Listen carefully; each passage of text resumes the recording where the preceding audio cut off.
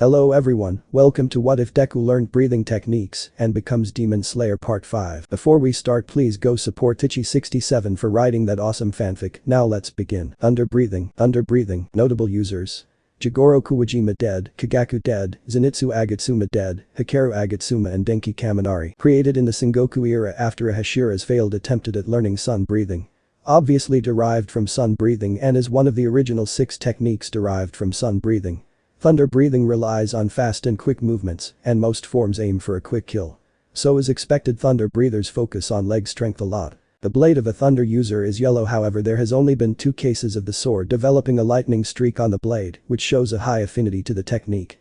The 2 were Zenitsu Agatsuma and Denki Kaminari. Thunder breathing consists of 7 forms. First form, thunderclap and flash. The user unsheathes their katana while launching at the enemy at blinding speeds, decapitating them, then putting their katana back in its sheath. There are 3 variants of the first form, and I'm going to give them a basic description. 6-fold does it 6 times in a row. 8-fold does it 8 times in a row. Godspeed, it's faster and stronger. Second form, Rai Spirit. The user releases 5 arched slashes at their opponent followed with lightning. Third form, Thunder Swarm. The user slashes at the opponent while surrounding them and slashes that cut up the enemy, followed with lightning. Fourth form, Distant Thunder. The user slashes down sending a lightning ball at the enemy which explodes causing severe damage to the enemy. Fifth form, Heat Lightning. The user swings upward, sending a lightning strike straight at the enemy. Sixth form, Rumble and Flash. The user sends multiple long-range attacks at the enemy, dealing severe damage. Seventh form, Flaming Thunder God. Created by Zenitsu, the user travels at such an intense speed that it looks like the enemy's head just fell off before the user even moved. Usually followed by a lightning dragon. However, due to the strain on the legs, it's recommended for a last-ditch effort. Fist breathing, Rampage breathing. Notable users. Takeo Komodo and Itsuka Kendo. Fist breathing or rampage breathing, called by some, is probably the weakest and the strongest breathing technique depending on situations. Created by Takeo and released at Demon Slayer schools so it could get taught. He was inspired by the strength of stone users and martial arts.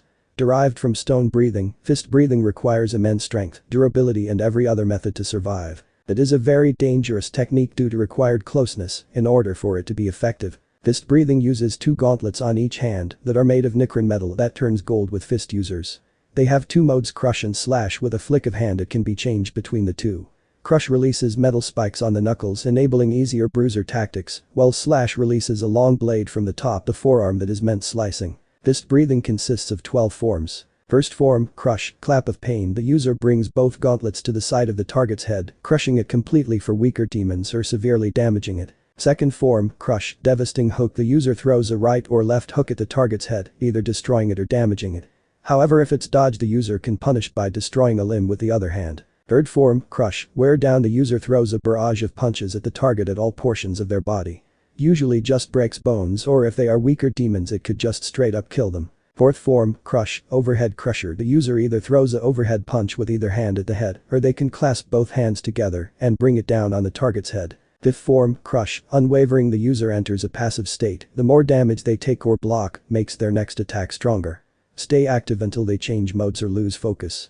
You can tell they enter this state through the golden glow around them. Sixth form, Crush, Straight Destruction. This starts a 6 combo attack, beginning with right straight to the face, overhead left punch to the shoulder, turning into a spinning backhand with right hand to the head, hook with the left as the turn finishes, and ends with a clapping of the head with both hands.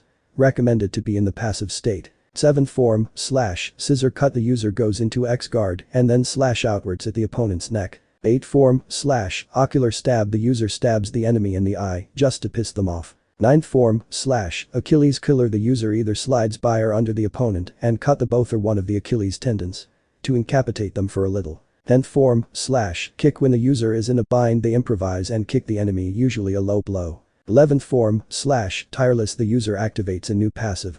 Basically, the longer they are uninterrupted while performing a combo, the stronger the next hit becomes and becomes stronger with each attack. Lasts until they change modes or the combo is interrupted. Can't tell with the reddish glow around the user. 12th form, Slash, The Finale. The user starts a 4 combo attack. They start by swinging upwards with a right, cutting of an enemy's arm, then use the left for a slash at the neck, then stab them in the neck with the right and leave the gauntlet there. It ends with the user slashing the stuck gauntlet with the left, forcing it through. Ch.19, The Plan. 4 months after the last chapter. Izuku Pav. It hurts so much now.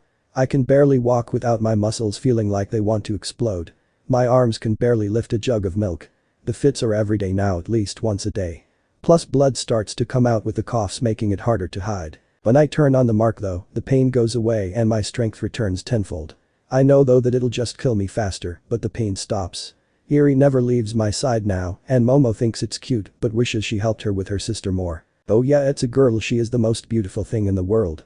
She has my green hair and eyes and these damn freckles. Her name is Momoko Midoriya, yes Momo named her, but I still think it's beautiful. You should have seen Izumi at that day, she looked like she was going to pass out from how much she was screaming in excitement. Oh, I never told you, Izumi got engaged. No one special in my opinion, just some pencil pusher at HQ, but she loves him so I can't judge. Dad did almost kill him though. Saibakugo was let go after all, even though he cost us a hashira that we didn't need to lose. That damned Ezu stepped in and let him stay his ranks, god that pissed me off. Kendo took over as Fist Hashira, so at least that good news. Oh, Pony finally decided to go back to America. She couldn't handle the grief and that's okay, but she's marked so I don't know how she'll be. The bar refused the wood hashira position, saying she hasn't earned it even though Shinji said otherwise. Nozomi wants to see me today. Master, we're close to the endgame now. I pray that everyone is ready because I'm not. I'll be seeing you soon, Master. I slowly got up after putting out the candles. Eri quickly came to my side, helping me the rest of the way up. I rubbed her head as we made our way home in silence. It didn't take long for us to get there. I held my hand out to Eri to tell her to stop, which she quickly listened as she stared at me with a frown. I quickly took a deep breath and let the warmth of the mark ease my pain, allowing me to stand on my own. We quickly entered to see Momo breastfeeding Momoko. I went up to her and gave her a hug from behind that she easily leaned into while never taking her eyes off of Momoko. Izuku. I have to see Nozomi in a little bit. Momo. Why, is something wrong? Izuku. No, I'm just going to check on her, I believe she doesn't have long. Momo. Oh. Tell her I said hello and wish her good health. Izuku. Always. Eat dinner without me. I slowly let go of Momo and made my way towards the door. Eri started to follow until I turned around. Izuku. Eri, stay with your mother and help her with Momoko. Eri. But. Okay, I will. Izuku. Thank you, Eri. I rubbed Eri's head and turned back around and made my way outside. As soon as I was a good distance from the house and next to a tree, I let the mark go. I leaned into the tree as another fit came over me. After it was over, I cleaned my bloody palm on the tree and continued on my way to HQ. Narrator Pav. Izuku can be seen walking towards Nozomi's room. He stopped in front of it and went inside without knocking, seeing Nozomi laying down with her daughter Aki kneeling next to her. Nozomi told me beforehand that it was just going to be use 3 and no one else. Nozomi opened her dead eyes as I kneeled next to her. She reached her hand to me that I took with mine and gave her a gently squeeze that she tried to return but couldn't. Aki had tears leaking from her eyes as she watched her mom in such a pitiful state. Nozomi. Izuku, I need to tell you the full plan and some secrets that you need to know. Izuku. Then tell me, Nozomi. Nozomi. I'll tell your secrets first. Listen as well, Aki. Aki. Okay, mother. Nozomi. Have you ever wondered why the Demon King never walked up to HQ and just end us all? I mean, he can walk in the sun. Izuku. It never crossed my mind until now. Why? Nozomi. My family has a friend from all the way back to the Taisho period. He has a way of hiding things. Izuku. That was over 200 years ago, Nozomi, you can't mean. Nozomi. Yes, Izuku, he is a demon. His name is Yushiro and he has been helping us since that failed attempt against the king at the time. His demon art allows him to put his blood on papers that hide things from demons. Those papers are all over our safe houses, HQ and even your estates. Izuku. I see. But how does that help our plans? Nozomi. Simple, I'm going to spread rumors of a cure for being a demon is finally made and take off the tags here. I know he has a demon to make portals, so he most likely will send that demon to take care of me. I want you to be nearby with all the hashira and their Tsuguko, the demon would most likely send you to him.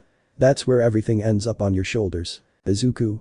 Nozomi, that's suicide. I mean, can I even? Nozomi. Calm down, Izuku, I'm not done yet.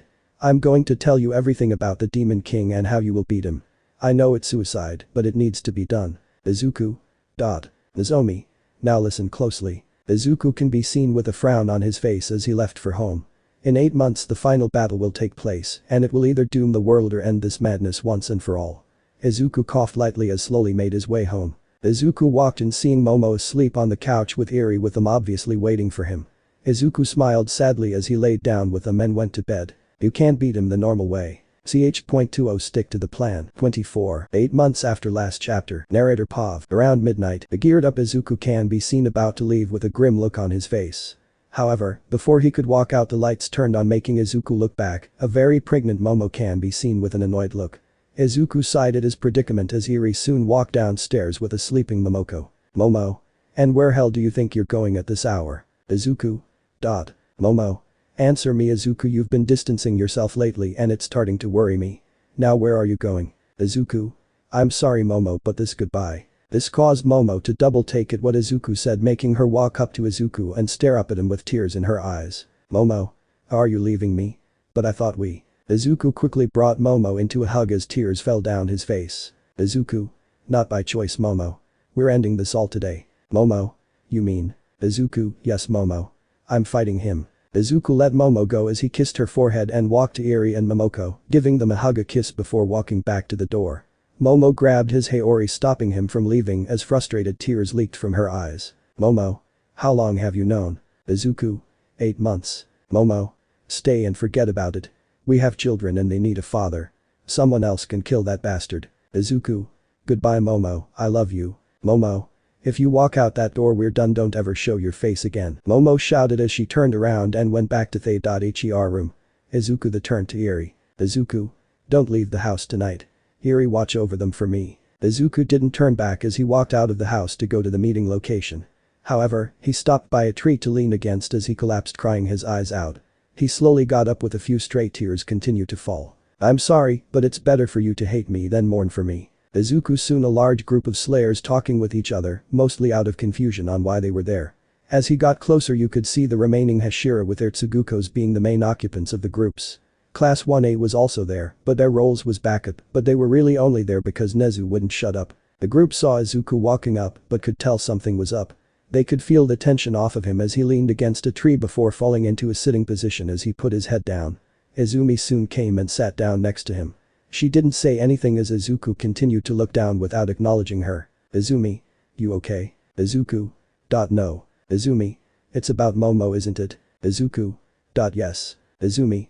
Sigh, I hope you know what you're doing Izuku, because you're going to talk with her when we get back. Izuku looked up and noticed that some asshole was missing. Plus another hothead was missing. Izuku. Izumi, where's Bakugo? Izumi. No clue, he hasn't been seen in a couple of weeks, but Principal Nezu says he found him. Izuku. Sigh, I see, come on it's almost time. Izumi.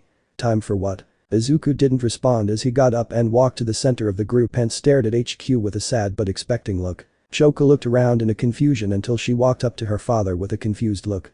Enji looked at her with a questioning look as she approached. Shoka. Hey dad, where's Tuya? Enji. I don't know, he didn't answer the call so God knows where he is. The group continued to chat as they waited for whatever. Some asked Izuku what they were doing since it seemed he knew. But Izuku just ignored them or walked away, confusing a lot of people. Since Izuku has never acted like this before.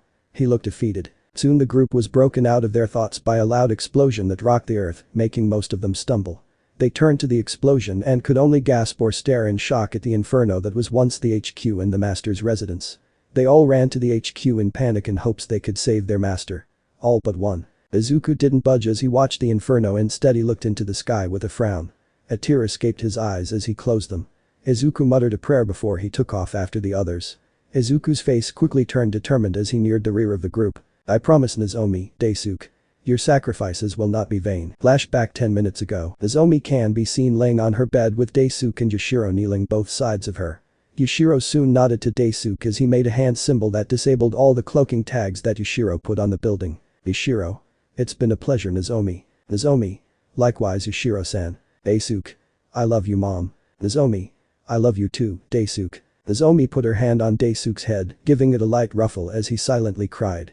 Not long after a fleshy portal opened with a man in a dark suit exiting. His face was gray in color with his hair having a flaming look to it, along with his yellow eyes, with the kanji for lower one. He cleared his throat as he walked to the three before stopping a couple feet away from them. Hello, my name is Kurogiri. You look absolutely grotesque Nozomi Kamado, leader of the Demon Slayers. Now if you can please hand over the research and the cure itself, so I can destroy it. Master is expecting this to be done soon and he doesn't like to wait. Nozomi. I'm sorry Kurogiri, but it looks like you'll be returning empty-handed. Kurogiri. Oh, I see. Then I guess I'll just kill the leader of those pests, a traitor and a kid. That will surely please master and dishearten your slaves. Nozomi. You're wrong. My death will inspire them and make them hunt your coward of a boss down.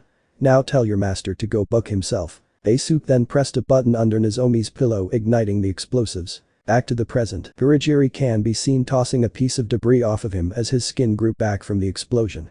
His suit was destroyed, and he had an annoyed look on his face after the rest of it grew back. Kurogiri. Crazy bitch. Kurogiri turned to his left when he heard some debris move before it busted open, revealing a healing Yashiro. Kurogiri instantly lunged at Yashiro, grabbing him by the neck, stopping him from running. Kurogiri. Oh, I think master will be happy killing a traitor. Kurogiri opened a portal under Yashiro as he let him fall into it. As he was about to jump in after him, all the slayers appeared around Kurogiri with rage on their faces. Kurogiri grinned a crazed smile as he came up with a brilliant idea. Kurogiri. Oh boy, a lucky day. Master will be so happy with this. Kurogiri then extended his hands upwards, making a giant portal that took everyone into it. Kurogiri laughed madly as he did it. The portal closed, leaving the wreckage of the HQ in silence. Elsewhere, the Slayer fall to the ground in what looks like a decrepit mansion. They hear struggling and look up to see a figure in the dark with red eyes was strangling Yashiro, whose skin started to look bad, with veins popping and blood leaking from his eyes. It's almost over, Yashiro, just let my blood flow through your veins, and the pain will stop. Yashiro. Fuckku. So be it. The figure tightened his grip around his neck, making Yashiro's skin turn even redder. He tried to break free, but it was pointless. He turned into a red sludge that slipped through the figure's hand. The figure then turned its eye down to the slayers, or more like one slayer. Kurogiri. Master, I failed to bring the cure since it was a false claim to draw you out. However, the demon slayer's leader is dead, and I brought the remaining hashira to their doom. Excellent work, Kurogiri. Send the trash to the moon so they can be taken care. I've grown tired of these slayers. Kurogiri knelt in front of the figure as the figure took a seat on a stone throne at the top of the stairs and not far from the sludge that was once Yashiro. After the order, Kurogiri stood up quickly, not giving the slayers a chance to react as Kurogiri clapped his hands, making multiple portals appear under the slayers, sending them to varying locations. Kurogiri. Have I finally earned my spot with the uppers? I know for a fact I'm stronger than those replacements. Unfortunately, no, Kurogiri. It seems you won't be alive long. A red blade separated Kurogiri's head from his body before he could even react. Kurogiri dusted instantly as Izuku wailed over his corpse. Red eyes met green eyes as the two figures stared at each other. Izuku's eyes held determination while the red eyes were filled with excitement. They both knew this was the final act. Ch. 21, Explosive Jealousy. Narrator Pav. 12:30 a.m. Location. UA Arena. The portal opened, followed by two figures falling out of it, with the portal closing not too long later. The two figures quickly stood up and went back to back as they tried to see into the darkness. Though they both noted that the outline of the area looked familiar. Who am I with? It's Kitsumi. Is that you, Izumi? Izumi? Yeah. Any clue where we are? Kitsumi? Nope, but the outlines look familiar. Izumi? Screw this, let's get out of here. We have to find the others. Before either could move, the stadium lights blasted on, blinding both girls for a little bit. They wished they stayed blinded though after they saw the massacre in front of them. Bodies of slayers were all over the place, some in the stands, others in the grass next to the ring, but one body shocked them the most, that was on the other side of the ring. Izumi and Kitsumi. As always, sensei. The girls ran to the body. As they got closer they noticed the slash marks and that some of his skin looked burned. On instinct both girls jumped backwards as an explosion erupted where Izawa's body was. Both girls went into their stances with determination, but their determination soon faded like the dust that revealed the one responsible for the massacre. Izumi's eyes widened with shock as her body also dropped its guard in shock. Kitsumi's guard also dropped as her eyes widened with disbelief and slowly released tears. Only Red Eyes with the kanji of Upper Moon 6 looked back with amusement. But Izuku. So we finally meet Izuku Midoriya. It's nice to finally see you. Izuku? I can't say I feel the same. That's understandable. Izuku? So are you going to start monologuing or are we fighting? No need to rush, my boy. Let me savor this because this will probably be the last time I fight a slayer. Izuku? So you're going to finally destroy the corporation. Bingo, I mean you guys have just been boring, not a single one of you is an actual challenge. Izuku? Then why bother sending those moons to kill me? So you figured that out. Simple, really. I wanted my last fight to be glorious, but in your previous state it wouldn't have even been fun. Izuku? Why are you telling me anything? Izuku, Izuku, Izuku. We both know this is the last conversation you'll have with anyone. The figure started walking down the steps, slowing, revealing his businesslike suit that he was slowly taking off. Walk with me. I want to get to know the last sun breather a little more. Izuku followed, seeing it as he couldn't do anything to him yet anyway. He had to stick to the plan and this walk will help. Back at the arena, Izumi. Kat Tsuki. Kitsumi. Bakugo looked at them with a feral grin as his marked eyes looked at them with bloodlust. His blade was shocked with blood to the point you could barely see the orange. His Haori was damaged and had small embers from burns. His uniform was torn at several places and soaked with blood. The girls knew that wasn't his. Lastly, his mouth and teeth were stained red with blood. Izumi started shaking, out of anger or disbelief she didn't know. She gritted her teeth as tears fell down her face. She looked down before looking back up with anger in her eyes as they continued to leak tears. Kitsumi however looked pale and damn near catatonic as she stared at her brother. Izumi. What have you done? Bakugo. Laughs. Oh Izumi, what I should have done a long time ago. Izumi. I thought you wanted to be the best hashira and yet here you are an abomination. Bakugo. Scowls. You know damn well why I'm like this. It's all because of your stupid brother. He took everything from me. I was the one that deserved hashira, not him. I'm the one Momo belongs to. I'm the strongest as it should be. Izumi grew disgusted with Bakugo at every word that came out of his red mouth. Her grip tightened on her sword as her teeth looked like they might crack due to how hard she was clenching them. However, Bakugo's next sentences pushed her over the edge. Bakugo. Smirk. So I joined the people that recognized my strength, though it kinda sucked. My first mission was this. I mean my ears can't handle that much screaming. Especially from those pesky swordsmiths. Izumi charged Bakugo in a flash with her anger at its peak. Kitsumi however still stood still as if her entire world collapsed. The brother she always looked up to was now the very thing both siblings swore to destroy. Izumi. Wind breathing. First form, Dust Whirlwind Cutter. Izumi charged in a spin at Bakugo who barely blocked the attacks, but you could tell he wasn't expecting it to be hard. Bakugo gritted his teeth before extending his left hand at Izumi. Which confused her until she saw his hand start to glow. Explosion busted out of his hand blasting Izumi away, but she quickly recovered. This snapped Kitsumi out of her trance as she quickly exploded into a rage, shocking both Bakugo and Izumi. She yelled in rage as she launched herself at Bakugo, yelling at him that he was a disgrace to anything with the word Bakugo. Kitsumi. Explosion breathing. First form, Dynamite. Kitsumi swung downwards at Bakugo who met her halfway with his own sword, blocking it easily. He then gave her a roundhouse pushing her back quite a bit. Bakugo smirked at his sibling as Izumi landed next to her. Bakugo. Come on sister. Remember, I'm the one that created that technique. Both girls nodded at each other knowing what they needed to do. They started running in a circle pattern around Bakugo as he narrowed his eyes in preparation for any attack that came at him. Kitsumi was the first to charge as Izumi lingered in the background. Kitsumi. Explosion breathing. Second form, C4. Kitsumi swung several horizontal slashes at Bakugo, all aimed at his neck. Bakugo blocked with his sword, blocking each one of the slashes easily. Bakugo shoved Kitsumi back with sword and raised his offhand with it glowing. Izumi, seeing her chance, launched herself at Bakugo. Izumi, wind breathing, 8 form primary gale slash. Izumi appeared above Bakugo and swung downwards with wind following behind her as she slashed Bakugo's arm off. Bakugo screamed in pain as his arm disconnected. He then used the blood from his stump to create a big explosion, forcing both girls to back up. Bakugo could be seen visibly struggling to regenerate as he continued to grunt in pain. Both girls quickly realized that he wasn't used to his body yet. The girls charged forward to take advantage. Bakugo's eyes widened in panic as he saw the girls rushing towards him. Izumi. Wind breathing. 6 form, Black Wind Mountain Mist. Kitsumi. Explosion breathing. Third form, Detonating Thrust. As the girls' attacks drew closer to Bakugo, he grinned as his arm grew back, instantly making the girls realize it was a trap. Bakugo gripped his sword while pouring his blood onto the blade, making it glow as his feral smile grew. Bakugo. Explosion breathing. Fifth form, Landmine. Bakugo swung upwards at Kitsumi and Izumi with a power-filled explosion, hitting both girls hard and sending them backwards. They both landed hard across the ring, even sliding a little before stopping. Izumi got up first with her Haori having a couple singes on it, causing Izumi to take off. Her hair also looked a little singed, but besides that she took far less damage. Kitsumi wasn't so lucky. Izumi looked at her, and her eyes went wide in horror. Izumi. Catyer. Kitsumi. I'm fine, let's finish this. Blood could be seen pooling around Kitsumi as she gritted her teeth. Her left arm was gone, forcing her to tie the wound at the shoulder to try and stop the bleeding. Her clothes were singed from the explosion since she was closer. She looked like she would die at any moment. Bakugo cackled madly, seeing the state his former allies were in. He swung his sword, taking off the excess blood from it as he slowly started to approach them. Unbeknownst to them, in the announcer's box can be seen a small man that looked heavily injured dragging a box. Bakugo. You look kinda rough there, sister. Need a hand? Bakugo taunted Kitsumi as he picked up her disconnected arm before tossing it behind him. Kitsumi growled in anger at her brother, while Izumi looked like she was thinking of something.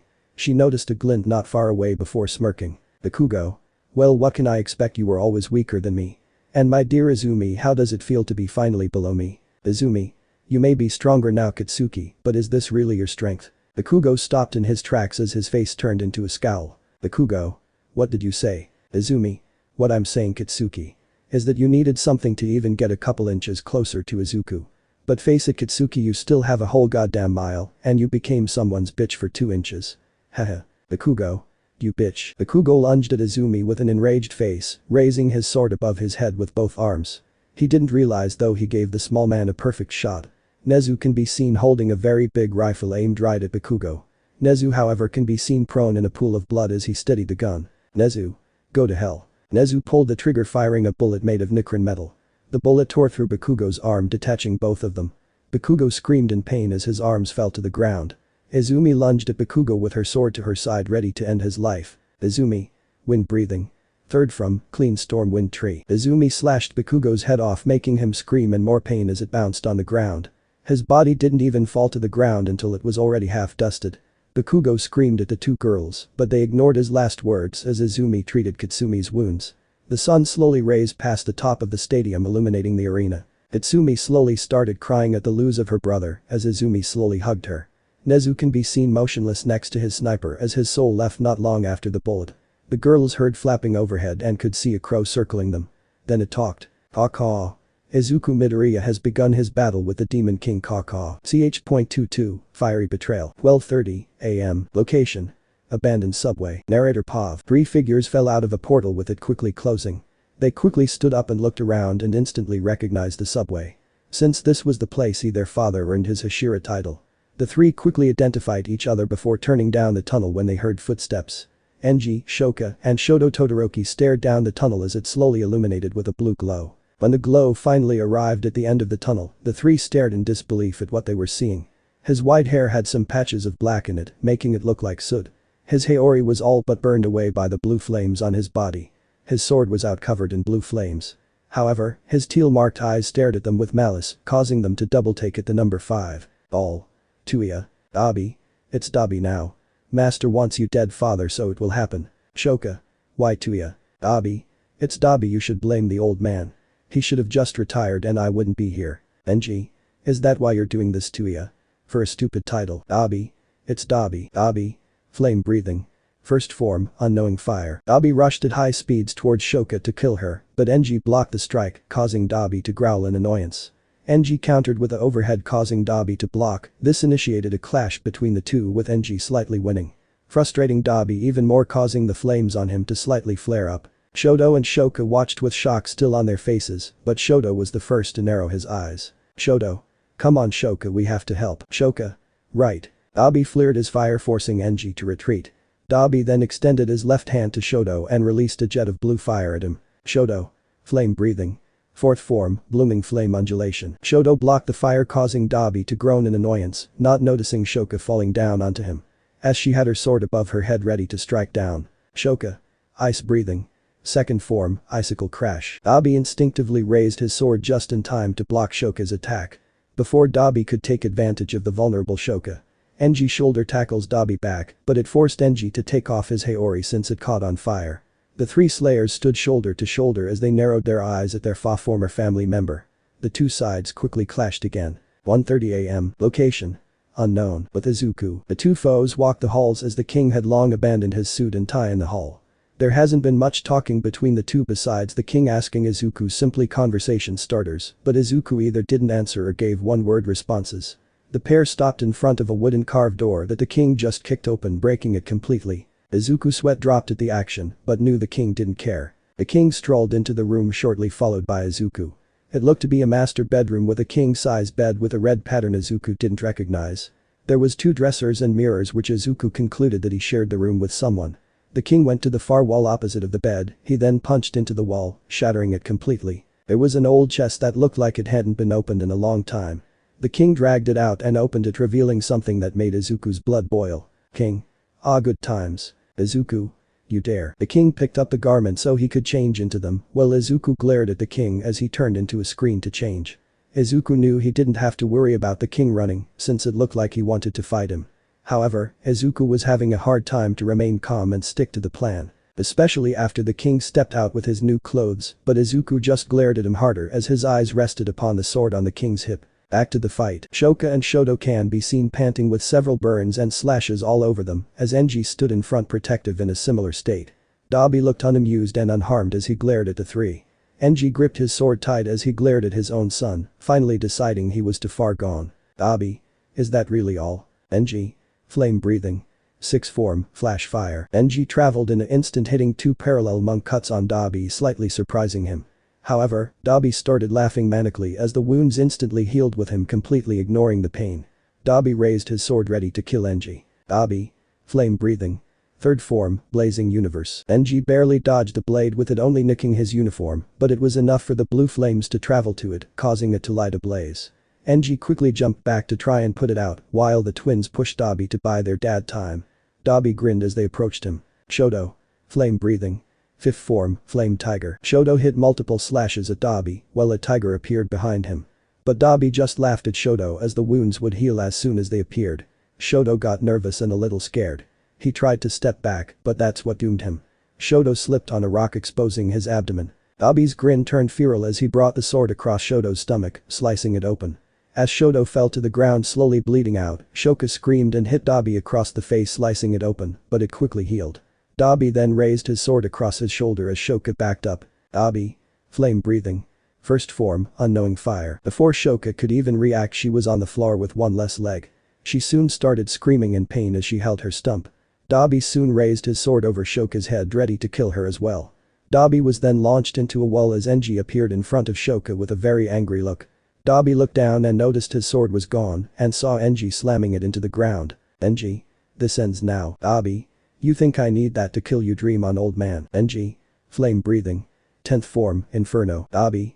10th form. Enji took a deep breath, spreading all the oxygen throughout the body, increasing his strength tenfold. Enji brought his sword to his side as he slowly got surrounded by bright flames. Dabi couldn't help but feel fear. Enji then charged at Dabi, making a literal flame trail as he looked like approaching fireball. Everything Enji crossed over instantly started melting or just disintegrated. As Enji appeared in front of Dabi, Dabi spewed fire right into Enji's gut, effectively destroying all the organs, but Enji didn't stop. As Enji swung his sword horizontal at Dabi's neck, everything behind the swing instantly fell apart. Dabi couldn't do nothing but watch in horror as the blade connected and easily went through his neck. Dabi didn't even get a chance to curse his family as his body exploded instantly. Enji's body then collapsed backwards as the toll of the attack and Dabi's attack guaranteed his death. Enji Todoroki, the flame hashira, has died. 8-12. Shoto had also long passed too as he bled out. Shoka was the only one that remained as she silently cried in the dark with her father and brother's body laid not far from her. Shoka heard footsteps behind her and feared the worst until a medic came out and pointed her out. That's when she noticed the small drone watching from a distance. She sighed in relief, but a loud boom stopped her along with a shaking earth. The Sun Hashira has begun battle with an unknown demon. Screamed the drone. Ch.23, Thunder vs. A warrior. Location. Unknown. Time. 12:30 a.m. Narrator Pav. The portal opened, dumping 2 bodies right on top of each other, making a loud thump. The 2 figures groaned in pain as they laid sprawled together. The portal soon closed, leaving the 2 in what looked like a well-furnished dojo. One pushed the other off due to already knowing who it was and surveyed their surroundings. The other slowing got up, holding their head. Master, you're so mean. Takeru. Shut up, Denki, I'm not in the mood. Denki remembered what happened earlier and what she meant to him. Denki looked away from his master with a sad look as he had met her several times due to his closeness with Hikaru. Denki. Right. I'm sorry. Takeru. Sigh, it's okay, Denki. I'm just frustrated right now. Then let me help you vent it out. Denki and Hikaru barely had time to react before the center of the dojo exploded with dust after something landed there. They could see eyes in the dust as slowly cleared, revealing a man that looked fairly normal, white man with semi-short messy black hair. He wore a martial artist white guy that had a black belt around his waist holding it together. However, the 2 slayers only saw his yellow eyes that read upper 4. Yo, the name's Senshi.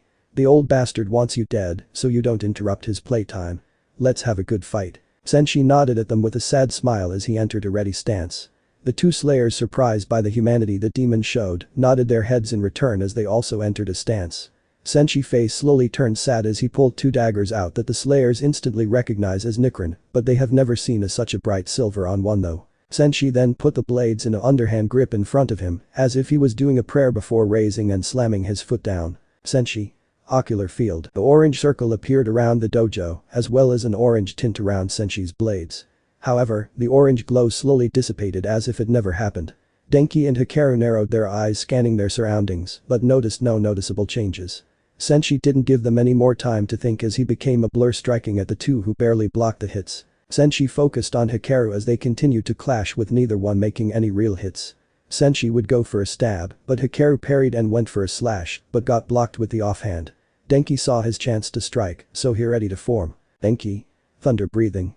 First form, thunderclap and flash Godspeed. As the blade neared the back of Senshi's neck, he quickly avoided it by breaking his neck to the side in an awkward angle and swinging to his side, nicking Denki in the side, barely cutting his uniform. Denki landed next to Hikaru as he checked his side to make sure he was good, as Senshi popped his neck back into place. The two slayers nodded to each other as they separated and surrounded Senshi on his right and left. Senshi raised his brow, but he already knew what was coming. Denki and Hikaru. Thunder breathing. First form, thunderclap and flash sixfold. 12 flashes of lights bounced around the room, all aimed at Senshi, who stayed in the same position.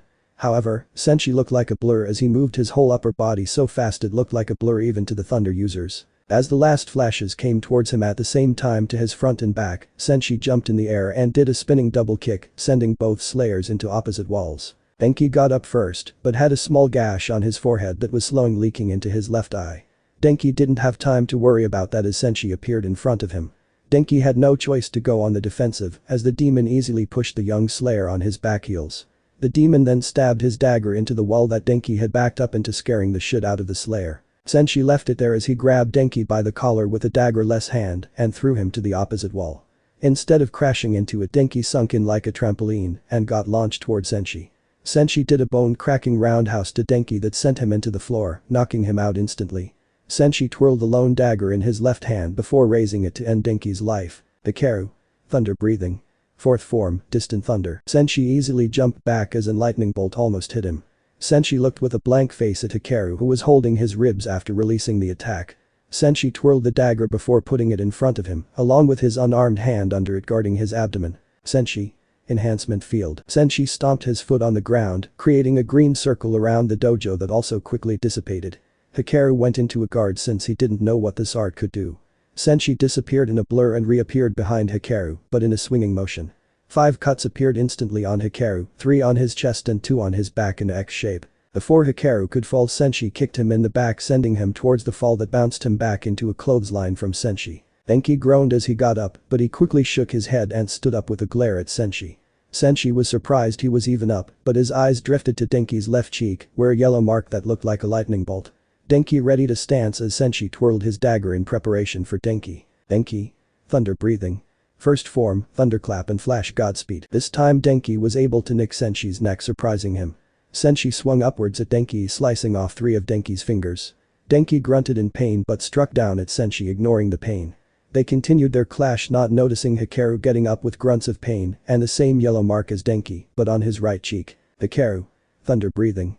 6 form, rumble and flash. Multiple lightning slashes hit Senshi, instantly tearing up his guy and dismembering his right arm that held the one dagger. Denki took advantage and launched himself at Senshi. Denki. Thunder breathing.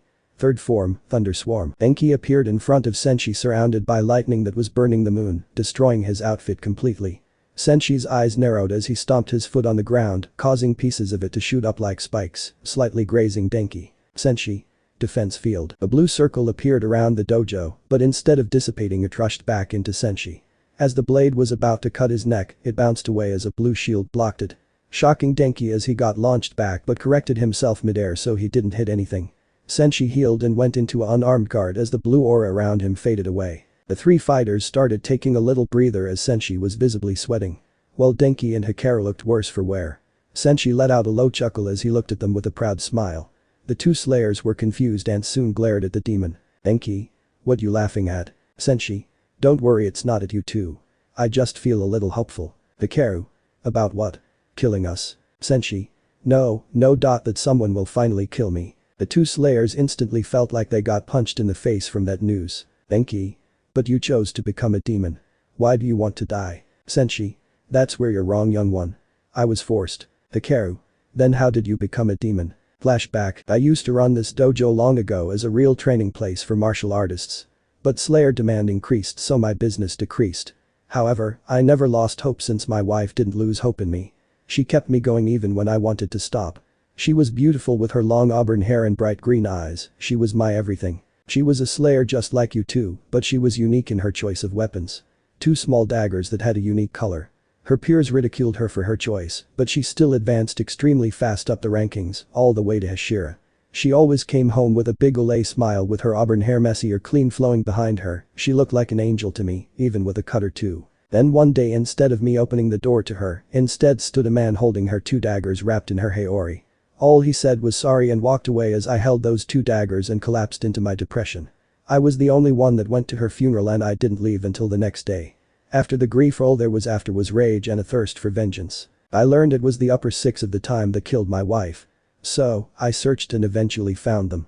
We fought for a long time, but I eventually cut that bucker's head off. All without me using that weird breathing stuff you guys do. Unfortunately, I learned vengeance always comes at a cost. The feat caught the attention of someone that made me regret my action severely. Those red eyes still make me sick to this day. He offered me a spot among his best. I told him to go buck himself and charged him thinking I would be with my love soon. I hadn't even noticed his hand through my chest spreading his filthy blood through my veins. What's even worse, he had me a bucking sunwalker so I couldn't kill myself. So I fought Slayer after Slayer, but none have ever been strong enough. I even only ate the lowest of humans so my strength wouldn't increase, but no one was strong enough. However, I still have some sort of moral since I always buried the Slayers I killed. That's why I'm chuckling, I truly believe you two can kill me. So, please give me my wish. Flashback over, the 2 Slayers stared at the moon with pity since they could tell he wasn't lying. Senshi's face remained stoic, but behind those marked eyes, you could see the pain behind them. The Slayers hardened their eyes and hearts as they grew more determined to put his soul to rest. Senshi smiled sadly at their determination to help him, but honestly still didn't know if they could beat him. Deku. I have one question. Why do you still go all out if you want to die? Senshi. Good question. That bastard rewired my brain so I can only go all out, plus my heart as a warrior won't let me. Enki. Then how did you find out you're a Sunwalker? Senshi. A Slayer fought me until sunrise. We both thought he had won, but to my horror my skin didn't burn. He didn't last long after that. Deku. Then let's put you to rest Senshi. Senshi. Please do. The 2 Slayers readied their positions as Senshi also got ready, but made no effort to pick up his dagger. As he lifted his hands up ready to continue the fight and hopefully his last one. Both. Thunder breathing. First form, thunderclap and flash 12-fold. 24 streaks of lightning bounced around the room, but all met at the middle to hit Senshi. Senshi was only able to dodge 3 as the rest hit him, but the blue aura blocked each hit. However, the 2 Slayers noticed the lack of dodging, but both knew they were still easily dodgeable. Deku. That wasn't much faster than before, so why did he struggle? Could it be? Senshi.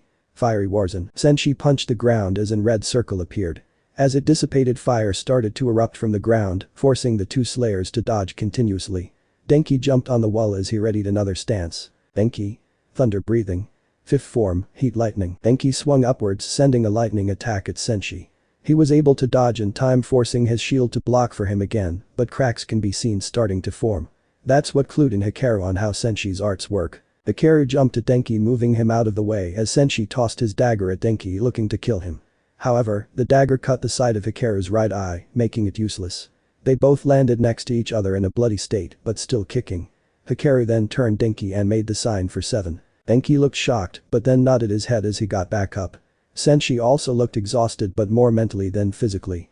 The entire fight he had been fighting the subconscious tendencies the king put in his head. So it would be an easier fight for the 2. Both. Thunder breathing. 7th form, flaming thunder god. Both Slayers and reappeared behind Senshi as the first strike shattered his shield and the next slashed his neck. Senshi's head and body fell to the floor as his body slowly started to dust. However, Senshi had a large smile on his face that remained as the 2 Slayers walked towards him. Senshi. You two did it, thank you so much. The 2 smiled sadly at the head as the dusting had made it to his pelvis. Deku. You can finally be at peace with your wife. The head slowly turned into a sad smile, confusing the 2. Senshi. No, I'm afraid not. Denki. What do you mean? You said, Senshi. And everything I said was true. But I belong in hell where my wife is not. Deku. But you didn't ask F. Senshi. I know, but my hands were the ones that killed those people, no one else's, so I go where I belong. The dust had reached his chest and continued to go, making both Slayers feel bad. Senshi. The way out is through that wall, it's fake. It's led to a small room that's connected to the stairwell of the building. Also there should be a med kit. We're right under Kyoto so you should be fine. Deku. What's your full name so I can remember to make a grave for you? Senshi smiled as his body had fully dusted and his head was beginning to. Senshi. The name's Senshi Shinazagawa. Please tell me yours. Denki. Denki Kaminari. Hikaru. Hikaru Agatsuma. Senshi closed his eyes in appreciation as the dust consumed him, finally putting him to rest. The two slayers started to treat each other's wounds after they had retrieved the two daggers. They soon started climbing the stairwell to the surface. Senshi opened his yellow eyes to be met with darkness. He sat up from the floor, confused on where he was as he looked around in the darkness. A light shined upon his back, making him turn around to it. His eyes widened at the angel that stood before him, but he was too scared to hug her. Senshi. Why Yumi? Yumi smiled at Senshi, making his heart swell as she extended her arms out to him for a hug. It didn't take a second for Senshi to rush into it with his arms around her waist as she put hers around his shoulders. Yumi.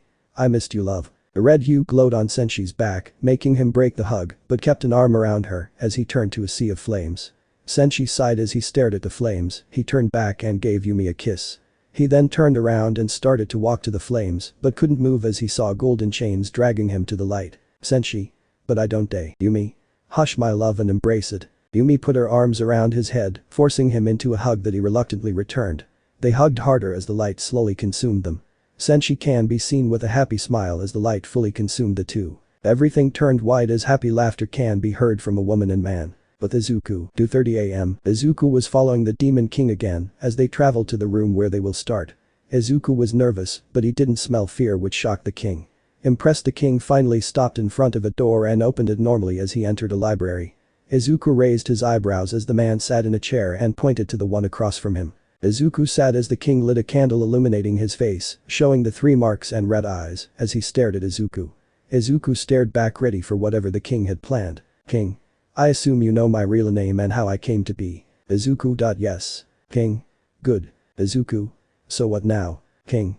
Well, I was going to blow your mind, but you ruined that, so let's just go fight. Follow me. They left the library. With Hikaru and Denki, they finally made it to the surface, with it actually being Kyoto. Before they could walk to the hospital, a crow landed on Denki's head, confusing the two. Crow. Caw, the flower Hashira and her Tsuguko need help with upper one. The two nodded to each other as they followed the crow to the others. Ch.24, Carnage and Carnage. 12:30 a.m. Location.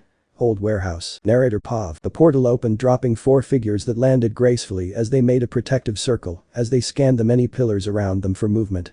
It looked like they were in a warehouse that had dozens of pillars holding the structure in place.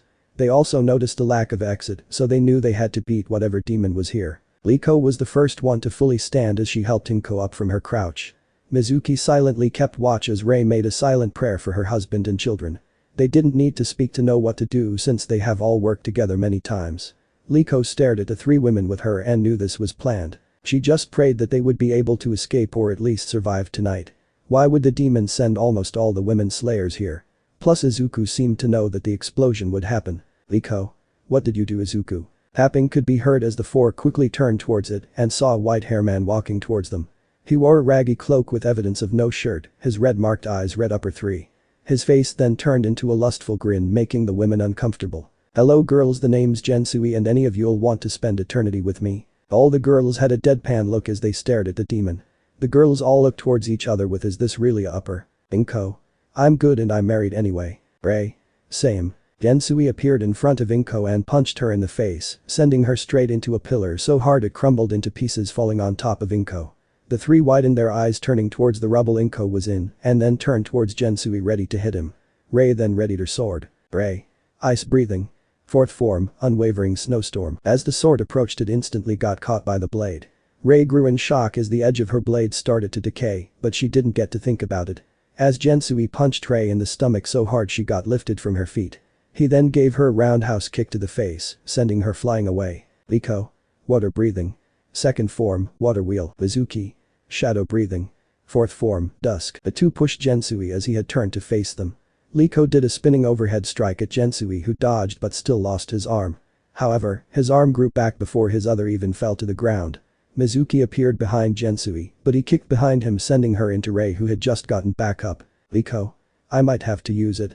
I'm sorry girls. Liko stood a good distance from Jensui as he turned towards her with a lustful grin. Liko tightened her grip as she readied herself. Gensui. You're beautiful and strong. Why don't you become a demon and join my side? Liko. Go book yourself. Gensui. Later. Liko. Water breathing. Third form, flowing dance. Liko became like a current and gracefully appeared around Gensui, hitting him multiple times. However, Gensui just laughed at the attempt as he healed before the blade even left his skin. Liko grunted in frustration as she gave a quick glance to the others, they were still knocked out. Liko. I have to use it. Liko. Water breathing. 10th form, constant flux. Liko raised her sword behind her head at a horizontal angle, then swung it around her making a water dragon. She then rushed Gensui and became a blur of blue as he had a stupid grin and blush on his face. She swung down at Gensui taking his arm off that quickly regrew, however Liko continued her attack. Liko then did 3 more instantly shocking Gensui. Also each attack did more damage than the last. Gensui was about to put his guard up but Liko appeared at his side cutting his arm off. Gensui growled in annoyance as he regrew the limb. Liko. 5 rotations, I have to keep going. Liko disappeared as Gensui tried to swing at her. After the miss 3 strikes hit him in the back, making him grunt in pain again. Gensui tried to jump away, but 2 slashes took his legs, making him fall to the ground. A blur surrounded him taking pot shots every time he tried to get up. Liko then appeared high in the air with her sword over her head. You could see the power behind the attack as Gensui couldn't do anything since he was still trying to heal the extreme damage he took. Liko. After this I'm done for the day. Water breathing. 12th form, tsunami. Liko struck down at Gensui's neck, causing him to go straight into the ground, completely destroying it and several pillars around him. It looked like he got consumed by a force of nature. Liko's arms shattered from the impact of the attack along with her sword. Liko collapsed to her knees breathing heavy as dust filled the area. Liko did it. Well, that's what she thought until a hand grabbed her by the throat and lifted her off the ground and into the air. Liko could barely struggle as the dust cleared, revealing a healing Gensui who had a very annoyed look. Liko kept kicking Gensui as he tightened his grip around her neck, slowly cutting off her oxygen. Gensui. I changed my mind. You're too annoying. The pressure kept building up on Liko's neck as her vision started to flicker. She closed her eyes as her face started to turn blue. The others slowly started to get up as they see Liko slowly dying. Faces started to pass Liko's eyes as tears started to fall. Liko. I'm sorry. Momo, Yoko, Rini, Gina, Michi, Nami, Taka, Siki. I really do love you as my own daughters. See you soon Jiichi. Crack. Liko Tomioka the water hashira has died, 712. Liko went limp after the audible crack. Gensui huffed in annoyance as he tossed Liko's body to the side without a second glance. The others watched in horror that quickly turned into rage. Rei and Inko launched forward at Gensui. Mizuki was still unconscious as she barely started to stir awake. Rei. Ice breathing. 5th form, freezing death. Inko. Horror breathing. 5th form, rage. Rei appeared in front of him while Inko appeared behind both aiming for his neck. Gensui scoffed in annoyance as the blade closed in on him. He quickly redirected Inko's blade into the ground, making it stuck. He then did open palm strike on her chest sending her back. Rei's blade was knocked out of her hand into the air as Gensui had an evil smirk on his face. Rei was then grabbed by the throat and slammed into a pillar. Gensui caught her blade and then slammed it into her chest straight through the heart. The life in Rei's eyes faded as her body went limp as she hung by her own sword. Inko stared in horror as she got up. Rei Todoroki the ice hashira has died, 612. Inko didn't even get a chance to attack since Gensui appeared in front of her. Gensui punched her in the stomach making her lurch forward. He then grabbed her by the back of the head and brought it down on his knee, making a loud crunch. He didn't let go and instead picked her head back up before slamming it hard into the concrete floor. He let go and raised his foot before stomping it on Inko's head, making a disgusting crack ring out. Blood could be seen pooling after Gensui raised his foot with Inko's body twitching, then finally going limp. Izuku Yagi the Aura Hashira has died, 512. Izuku now fully awake stared in shock as all her friends lay dead before her. She looked to Gensui who just looked back with a smug expression. Her shock quickly got replaced with anger and hatred. She gripped her sword tighter as her teeth could be heard cracking from how hard she was gritting her teeth. The usually grey blade slowing turned bright red as a black mark that looked like an eye appeared on her forehead. Gensui raised an eyebrow at this sudden change. Gensui's eyes quickly widened as Mizuki disappeared and reappeared in front of him. He tried to redirect the blade, but he felt extreme pain and lost a hand. He also noticed that it took longer for him to heal. Mizuki could only think of one thing, and that was that she wants to see his head turn to dust. Mizuki Harada the Shadow Hashira is marked, 412. Gensui. What the buck she wasn't this strong earlier what happened? Mizuki. Shadow breathing. 5th form, abyss. The two clashed again, but now Gensui could barely keep up with Mizuki. causing him to get frustrated. He would go for a block, and the blade would either just cut through his arm, or it would turn into a shadow and hit him anyway. Gensui was losing and he was not happy about it. No matter what he tried he couldn't hit Mizuki, it was like he was fighting his own shadow. Mizuki appeared behind Gensui and aimed her red blade at his neck. Gensui turned in time as the blade connected with his neck. Gensui latched his arms onto her wrist and the other on his neck, activating his art. Mizuki, instead of letting go, just screamed in his face as she pushed her blade through his neck, killing him. Mizuki collapsed backwards as the art slowly killed her, and Gensui dusted away while whining. "Mizuki. I did it girls. I'm sorry Hisoka." That was the last thought of Mizuki as she succumbed to her injuries and faded to the beyond. She opened her eyes and just saw darkness. She sat up and just sat there. The light showed up for her, but she just nodded her head no and turned away. "Mizuki. Can I wait a little longer? I'm waiting for someone." The light didn't respond, but instead just backed up a little. Mizuki mouthed thank you as she closed her eyes so she could wait in peace. Liko opened her eyes and saw her brother standing above her with a smile. He offered her a hand up and she just laughed as she took it. They both got consumed by the light while laughing and hugging. Ray opened her eyes and saw all her children and husband waiting for her, but Shoka and Tuya. That made her sad, but she put a small smile on her face as she embraced them. They slowly got consumed by the light with small smiles, not even noticing the white-haired man being dragged to the darkness. But Izuku, 3:30 am, Izuku stared at the king who stood across him in a ready position with his 3 marks glowing bright red and his blade as well. Izuku in return activated his mark and turned his blade red. Izuku couldn't help but notice their marks were the exact same. With the only difference is him having one on the other side of his forehead and another on his right cheek. Izuku quickly let the thought go as he prepared the last form, his only chance to keep up with the king. King. Ready. Izuku. Ready. Ch.25 The Power of Greed. Narrator Pav. 12:30 am. Location. Downtown Tokyo. The portal opened, dropping the remaining hashira and slayers down. The slayers quickly realized where they were and ordered the civilians to evacuate. The citizens recognized the slayers and quickly followed the order. Toshinori huffed as he looked to the others. Ijira looked nervous, while Kirishima looked pumped. Tokoyami had a passive stare, and finally his fellow hashira Hisoka looked troubled. Tashi sat on top of a car since he knew that something will come for them. Hisoka sat across from him with a face showing that he thought the same thing. Nijira started stretching while leaning on a lamppost. Tokoyami started to mediate, and Kirishima sat with his master. No one had to say anything since they knew or just felt what was going to happen soon. They knew that most of them or all of them were going to die. 10 minutes later, the slayers felt a chill down their spine, causing them to all jump away from where they were, barely avoiding a giant air blast that leveled a good chunk of the street. The slayers landed and stared at a man that was slowly walking towards them. A man in a bloody business suit walked towards them with a smug look. He had a green Nikrin sword on his shoulder. His red eyes had the kanji for upper two, which complemented his white messy hair. He had pearly white teeth and a face that was extremely handsome. "Good day. I'm going to kill you." The slayers went into stances with clear anxiousness on their faces, all except one. Tashi however felt only rage as he stared at the moon. The demon that killed his master. The moon gave Tashi a second glance before making a surprised face that quickly turned into a crazed grin. "Master must be giving us early birthday gifts. I mean another wind hashira lands right on my lap. It has to be my birthday, right?" Tashi gritted his teeth as images of his master bleeding out kept crossing his mind. The moon grew amused at Tashi as he watched Tashi get mad. The moon took his sword off his shoulder and stuck it into the ground before clapping with a smug look. "Congratulations Toshinori, you will be the 20th wind hashira I've killed since the Taisho period. In a row too, I mean I killed your master's master, and the one before that one and the one before that one. Well. You get the picture. Anyways, I got keep that promise and the streak. No hard feelings." Tashi. Wind breathing. First form, dust whirlwind cutter. Tashi charged at the moon with hate in his eyes. However, as the spinning attack got closer to the moon, he just scoffed at the attempt. The moon raised his hand blocking the attack a full yard away from him. As if the air itself stopped him, the moon flexed its hand causing Tashi to be sent back hard into the floor. The slayers quickly surrounded him in a circle pattern to stop the moon from escaping, which the moon nodded his head in disappointment, then chuckled. "Anyways, the name's Dorobo and the boss wants you lot dead. Now prostrate yourself and die." Dorobo picked up his sword out of the ground as Nijira and Kirishima tried their luck at Dorobo. Nijira. Horror breathing. First form, a soothing end. Kirishima.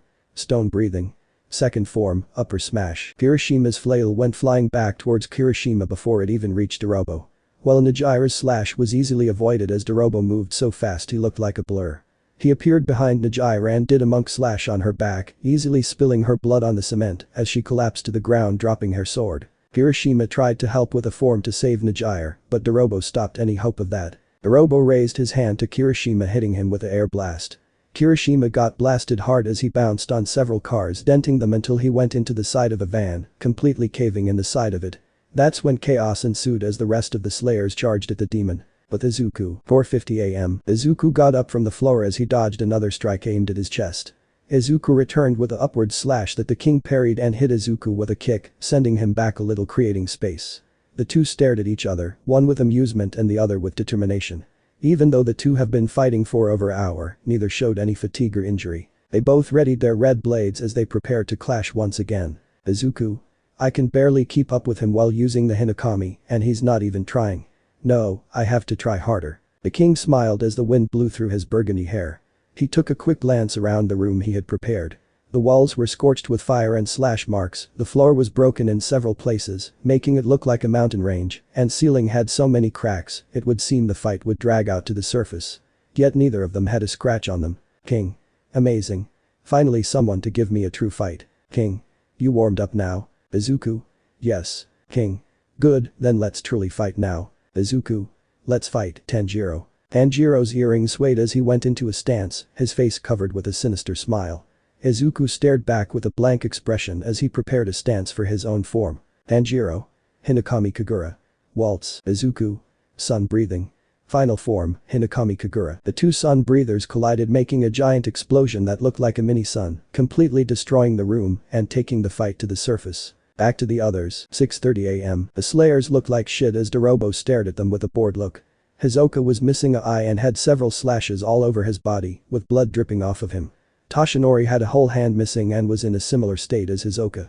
Tokoyami just looked severely tired as he tried to stay up. Kirishima leaned against a car as he tried to put his arm back into place, as it hung limply from his shoulder. Najire looked pale as blood continued to spill from her back. Dorobo, however, looked almost completely unharmed, just a few tears in his suit. Though he looked extremely bored, so this wasn't good news for the Slayers. Dorobo picked up his sword from the ground as he prepared to just kill the Slayers, they held no interest to him anymore.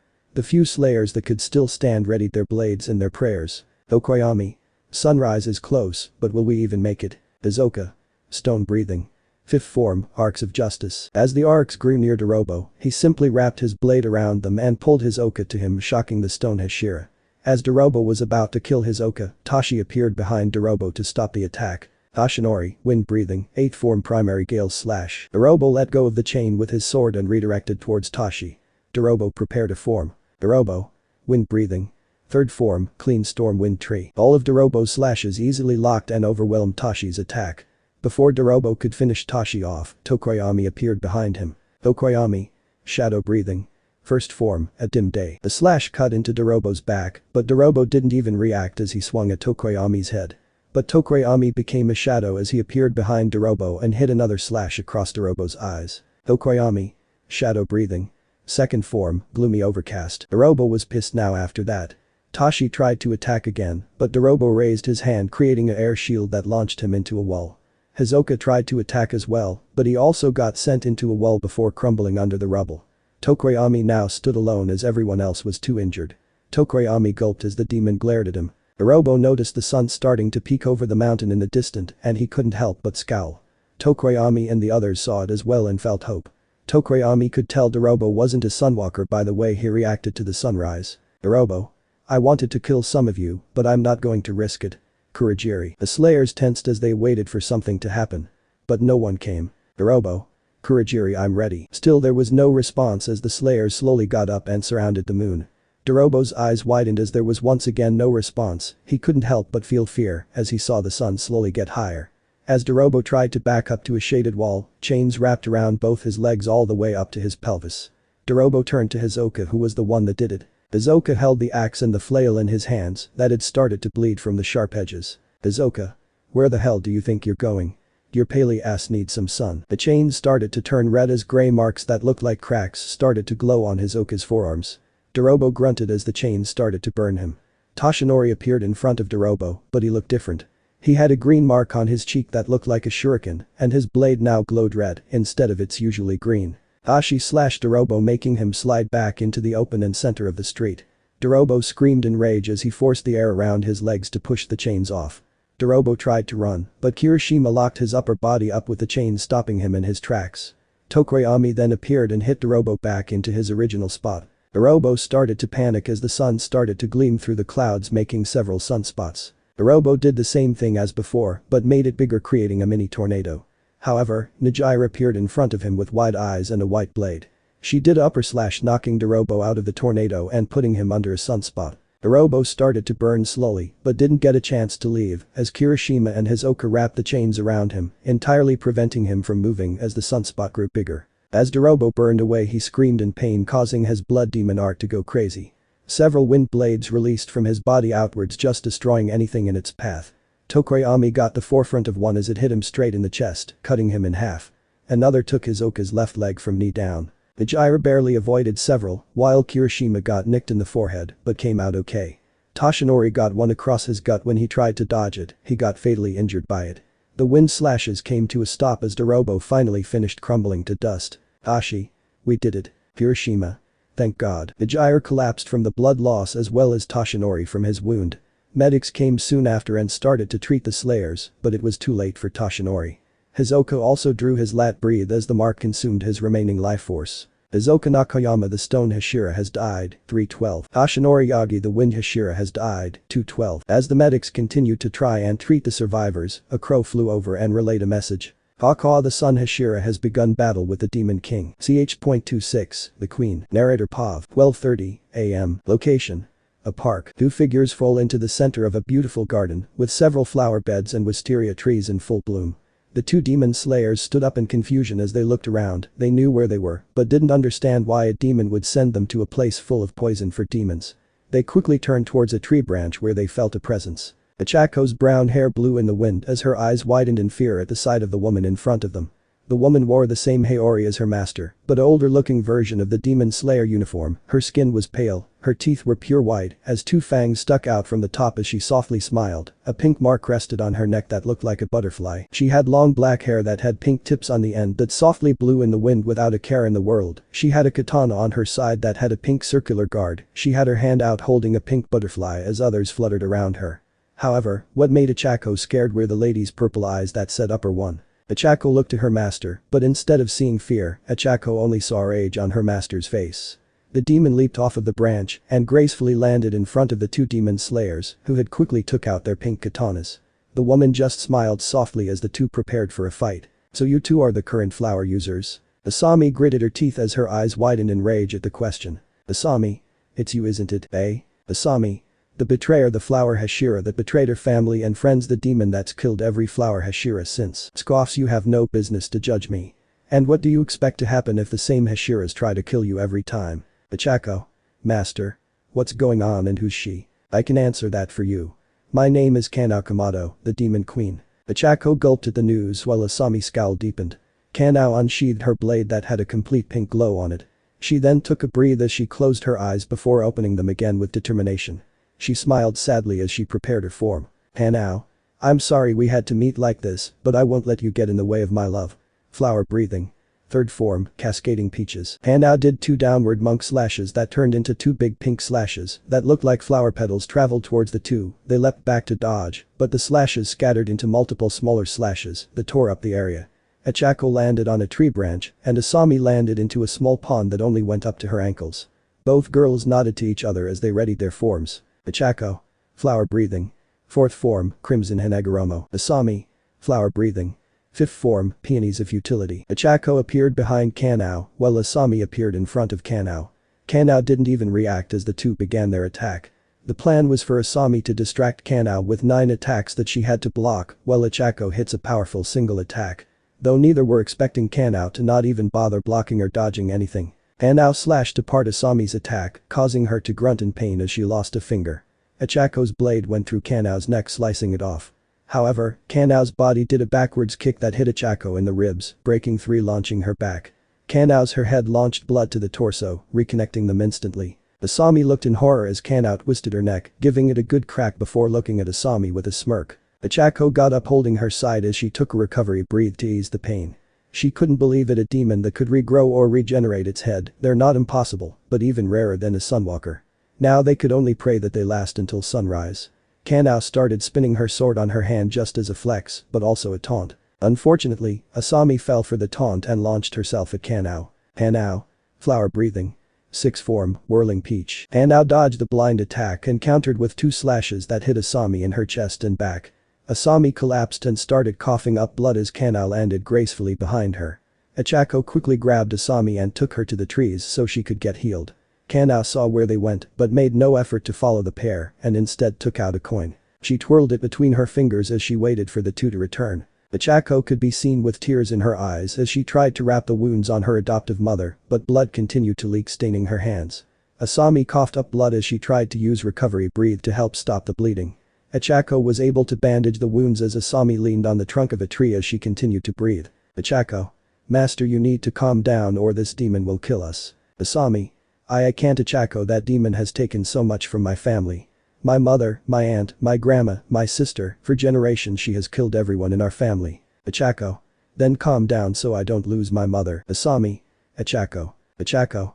Tears fall down her cheeks. Please mom, we need to work together. Asami looked at her daughter with a sad smile as tears fell down her face. The two hugged each other in kiss. This was it. Ichako helped Asami up as they both readied their blades and jumped to the upper trees, ready to get the jump on the moon. Kanao flipped her coin up and let it land on her hand as it read heads. Kanao smiled softly as she remembered the day she met her love. Kanao's reminiscing was interrupted by Ichako swinging down onto Kanao's shoulder, cutting through completely and disarming her sword and arm. Asami appeared on her armless side and swung at her neck, cleaving her head completely off. Kanao's head landed on the ground with an annoyed look that quickly turned to anger as she saw the coin fall into the pond from the attacks. Kanao's arm regrew in an instant, grabbing her sword and slashing at Ichako, barely missing her neck. The body then did a roundhouse kick to Asami, sending her into a tree with a loud thump. Kanao let her head dust so she could regrow it. Her head slowly disintegrated as it slowly regrew on her body. Kanao ignored the voice as her head fully grew back. Kanao. Who was that? Why did they sound familiar? No matter, I got some brats to kill. Kanao turned to the slayers with a glare as she disappeared and reappeared in the middle of the pond. She quickly bent down and picked up the coin. She sighed in relief as she put it back into her pocket. She disappeared in a flicker and appeared behind Ichako with her sword raised ready to kill her. Asami. Ichako. Kanao. Die like the rest. A coward. Kanao's blade swung down, aimed at Ichako's neck. Ichako closed her eyes as she awaited her death. Ichako. I'm sorry, Mom. Izuku. Clang. The sound of swords connecting echoed through the garden. Ichako turned around to see that Hikaru was the one that had blocked it. Hikaru gritted his teeth as he struggled to hold the blow. Kanao growled in annoyance before dodging a strike at her neck and leaping back. She saw that Denki was the one that tried to get the easy hit. Asami quickly appeared next to Ichako to check on her before standing up and glaring at Kanao with the other three. Kanao. So that coward of a moon couldn't beat you too. Expected. Hikaru. Shut your mouth, don't talk about him like that. Kanao. Or what? Just because you're marked doesn't mean you're strong. Denki. If that bastard forced you, we can help you. Kanao. Nope, I choose this life. I choose my love over others. Asami. Bitch. Kanao. Oh hush, child. I'll be honest, this was all planned. Ichako. What are you talking about? Kanao. Think about it. Wasn't that son boy acting weird before your leader died? You really thought you guys getting sent to me was by chance? My love knew about your master's plan for years, it seems, though her own hashira didn't even know. Besides one. Hikaru. What? Kanao.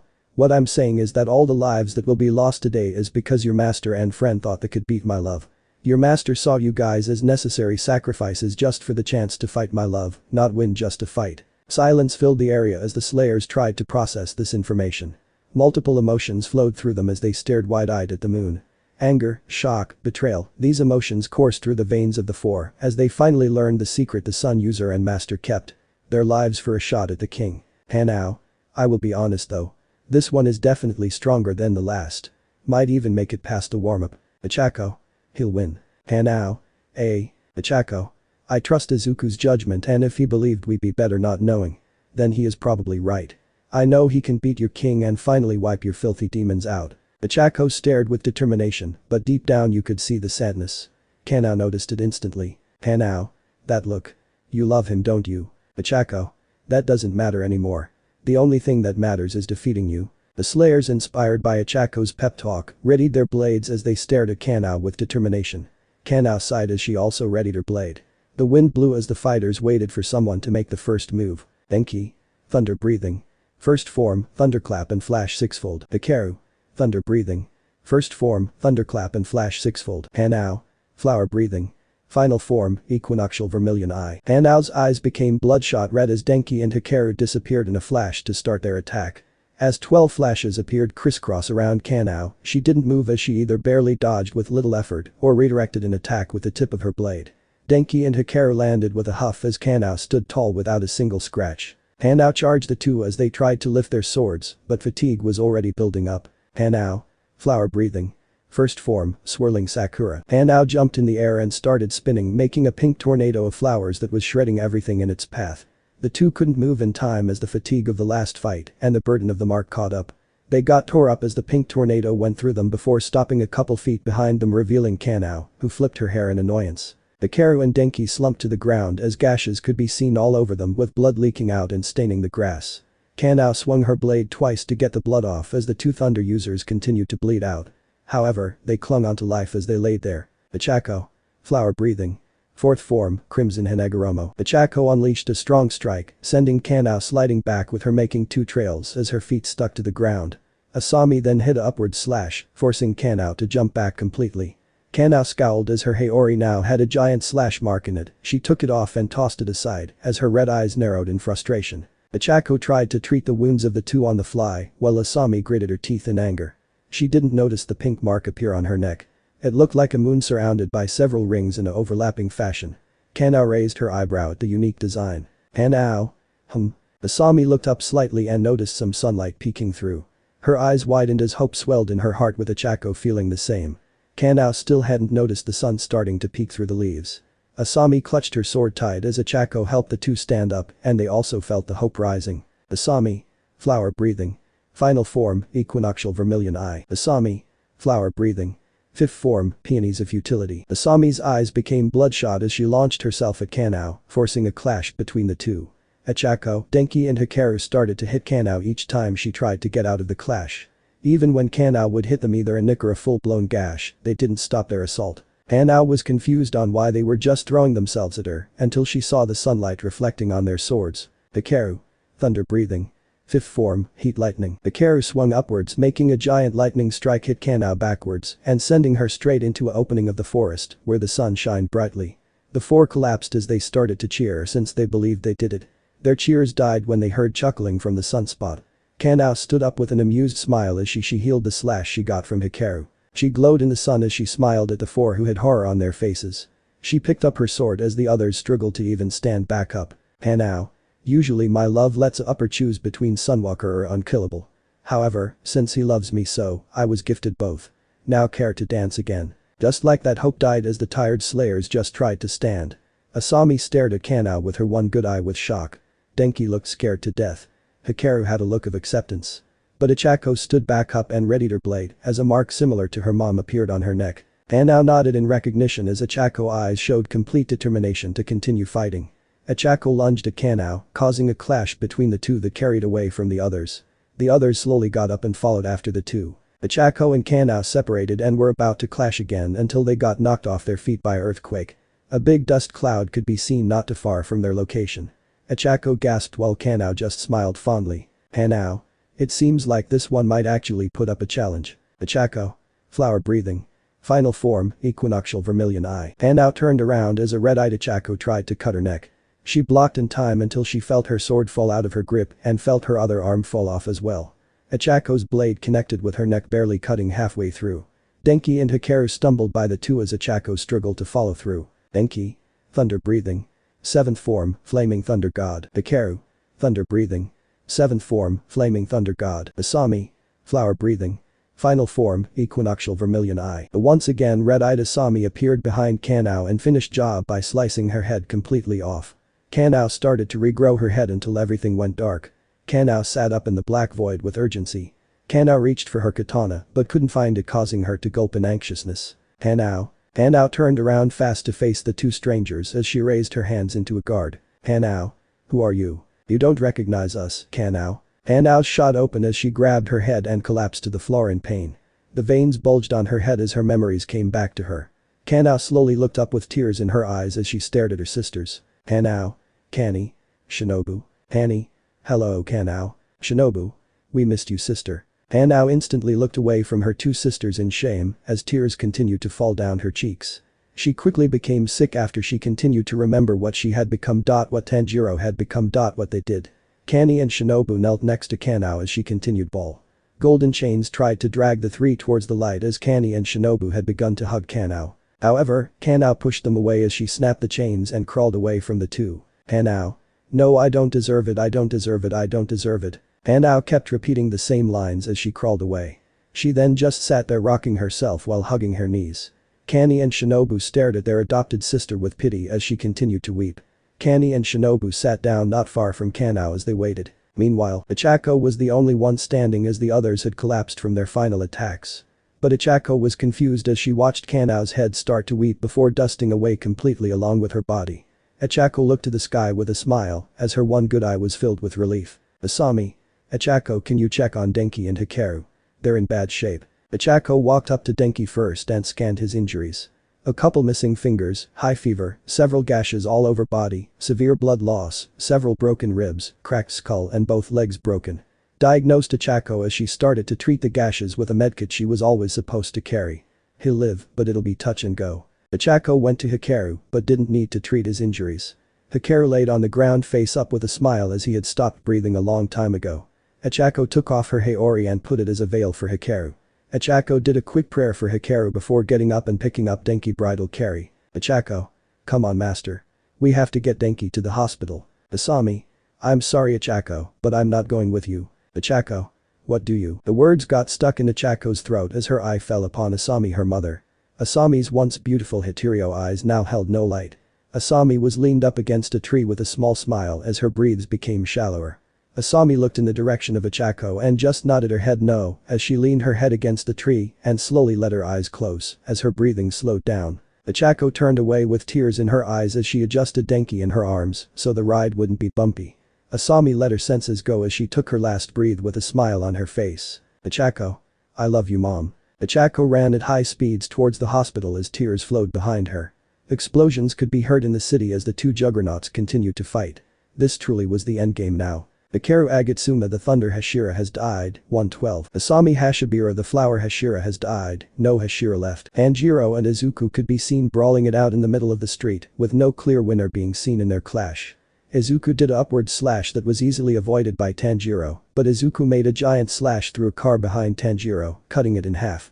Tanjiro countered with a horizontal swing aimed at Izuku's neck. Izuku ducked and rolled away. However, the building behind Izuku was cut clean in half. These two were on a different level. Tanjiro all of a sudden stopped and his smile disappeared, confusing Izuku, causing him to stop as well. Tanjiro had a face of disbelief as he gripped his sword tighter and his veins bulged. Izuku readied his sword. Tanjiro.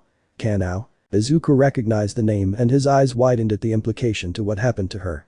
Izuku got ready to dodge as several tendrils popped out of Tanjiro's back and eyes shadowed his hair. A giant explosion occurred, making a giant dust storm as Tanjiro released his anger, destroying the entire district. Ch.27, a broken king. Narrator Pav. Izuku pushed a piece of wall off of him as he coughed lightly.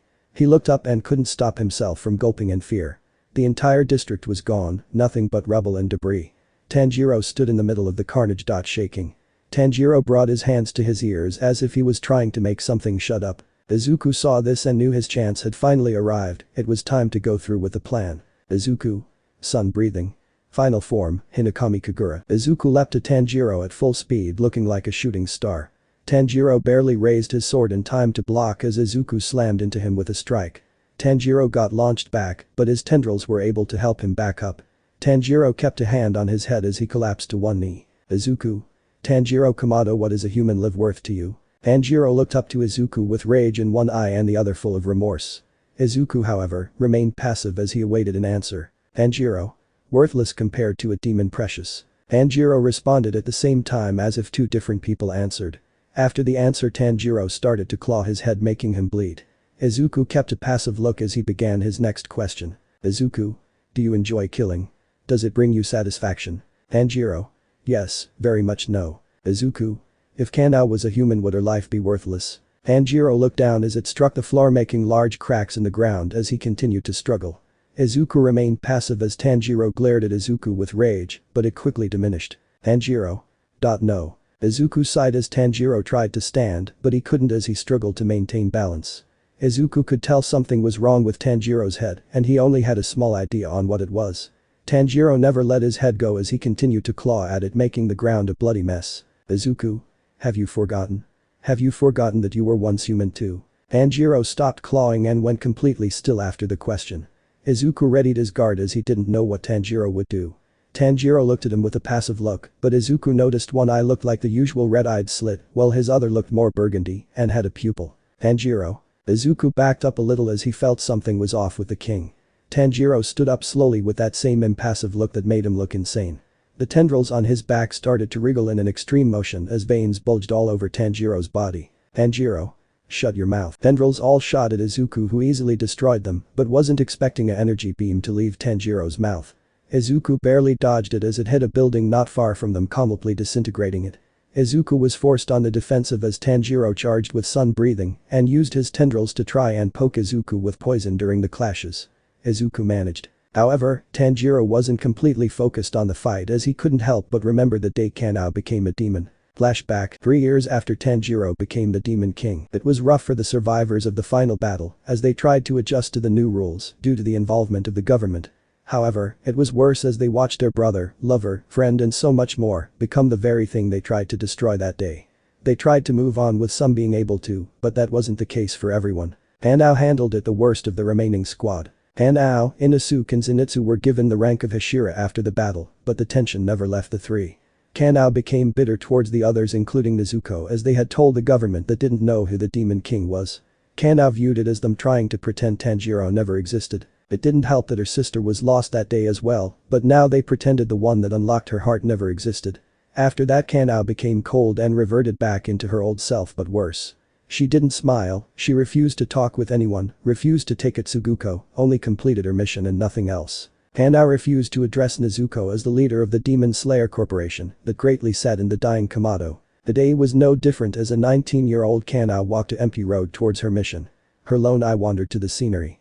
The wind blew through her hair as the starry night sky illuminated the small shrine on the road. Kanao took her hairpin off and stared at it as she kneeled before the shrine and started to pray. The hairpin was a combination of the broken hairpins of her late sisters. Kanao narrowed her eyes as she felt a presence appear behind her. Kanao tied the hairpin into her usual side ponytail as her hand reached the katana on her side. Kanao swung around with her sword ready to fight the demon, but her sword lost its fight instantly as she stared at the demon. Tanjiro stood in front of her with a smile as his red eyes looked at her softly, making her feel safe all over again. Kanao dropped her katana to the dirt as tears flooded down her cheeks. Tanjiro walked up to her and cupped her cheek, wiping the tears away. Kanao. Tanjiro. Tanjiro. I missed you, Kanao. Kanao wanted to rush to Tanjiro for a hug, but what's left of her humanity stopped her as she could tell he has been eating. Tanjiro noticed this but didn't stop his advancement towards her, but Kanao made no attempt to back up.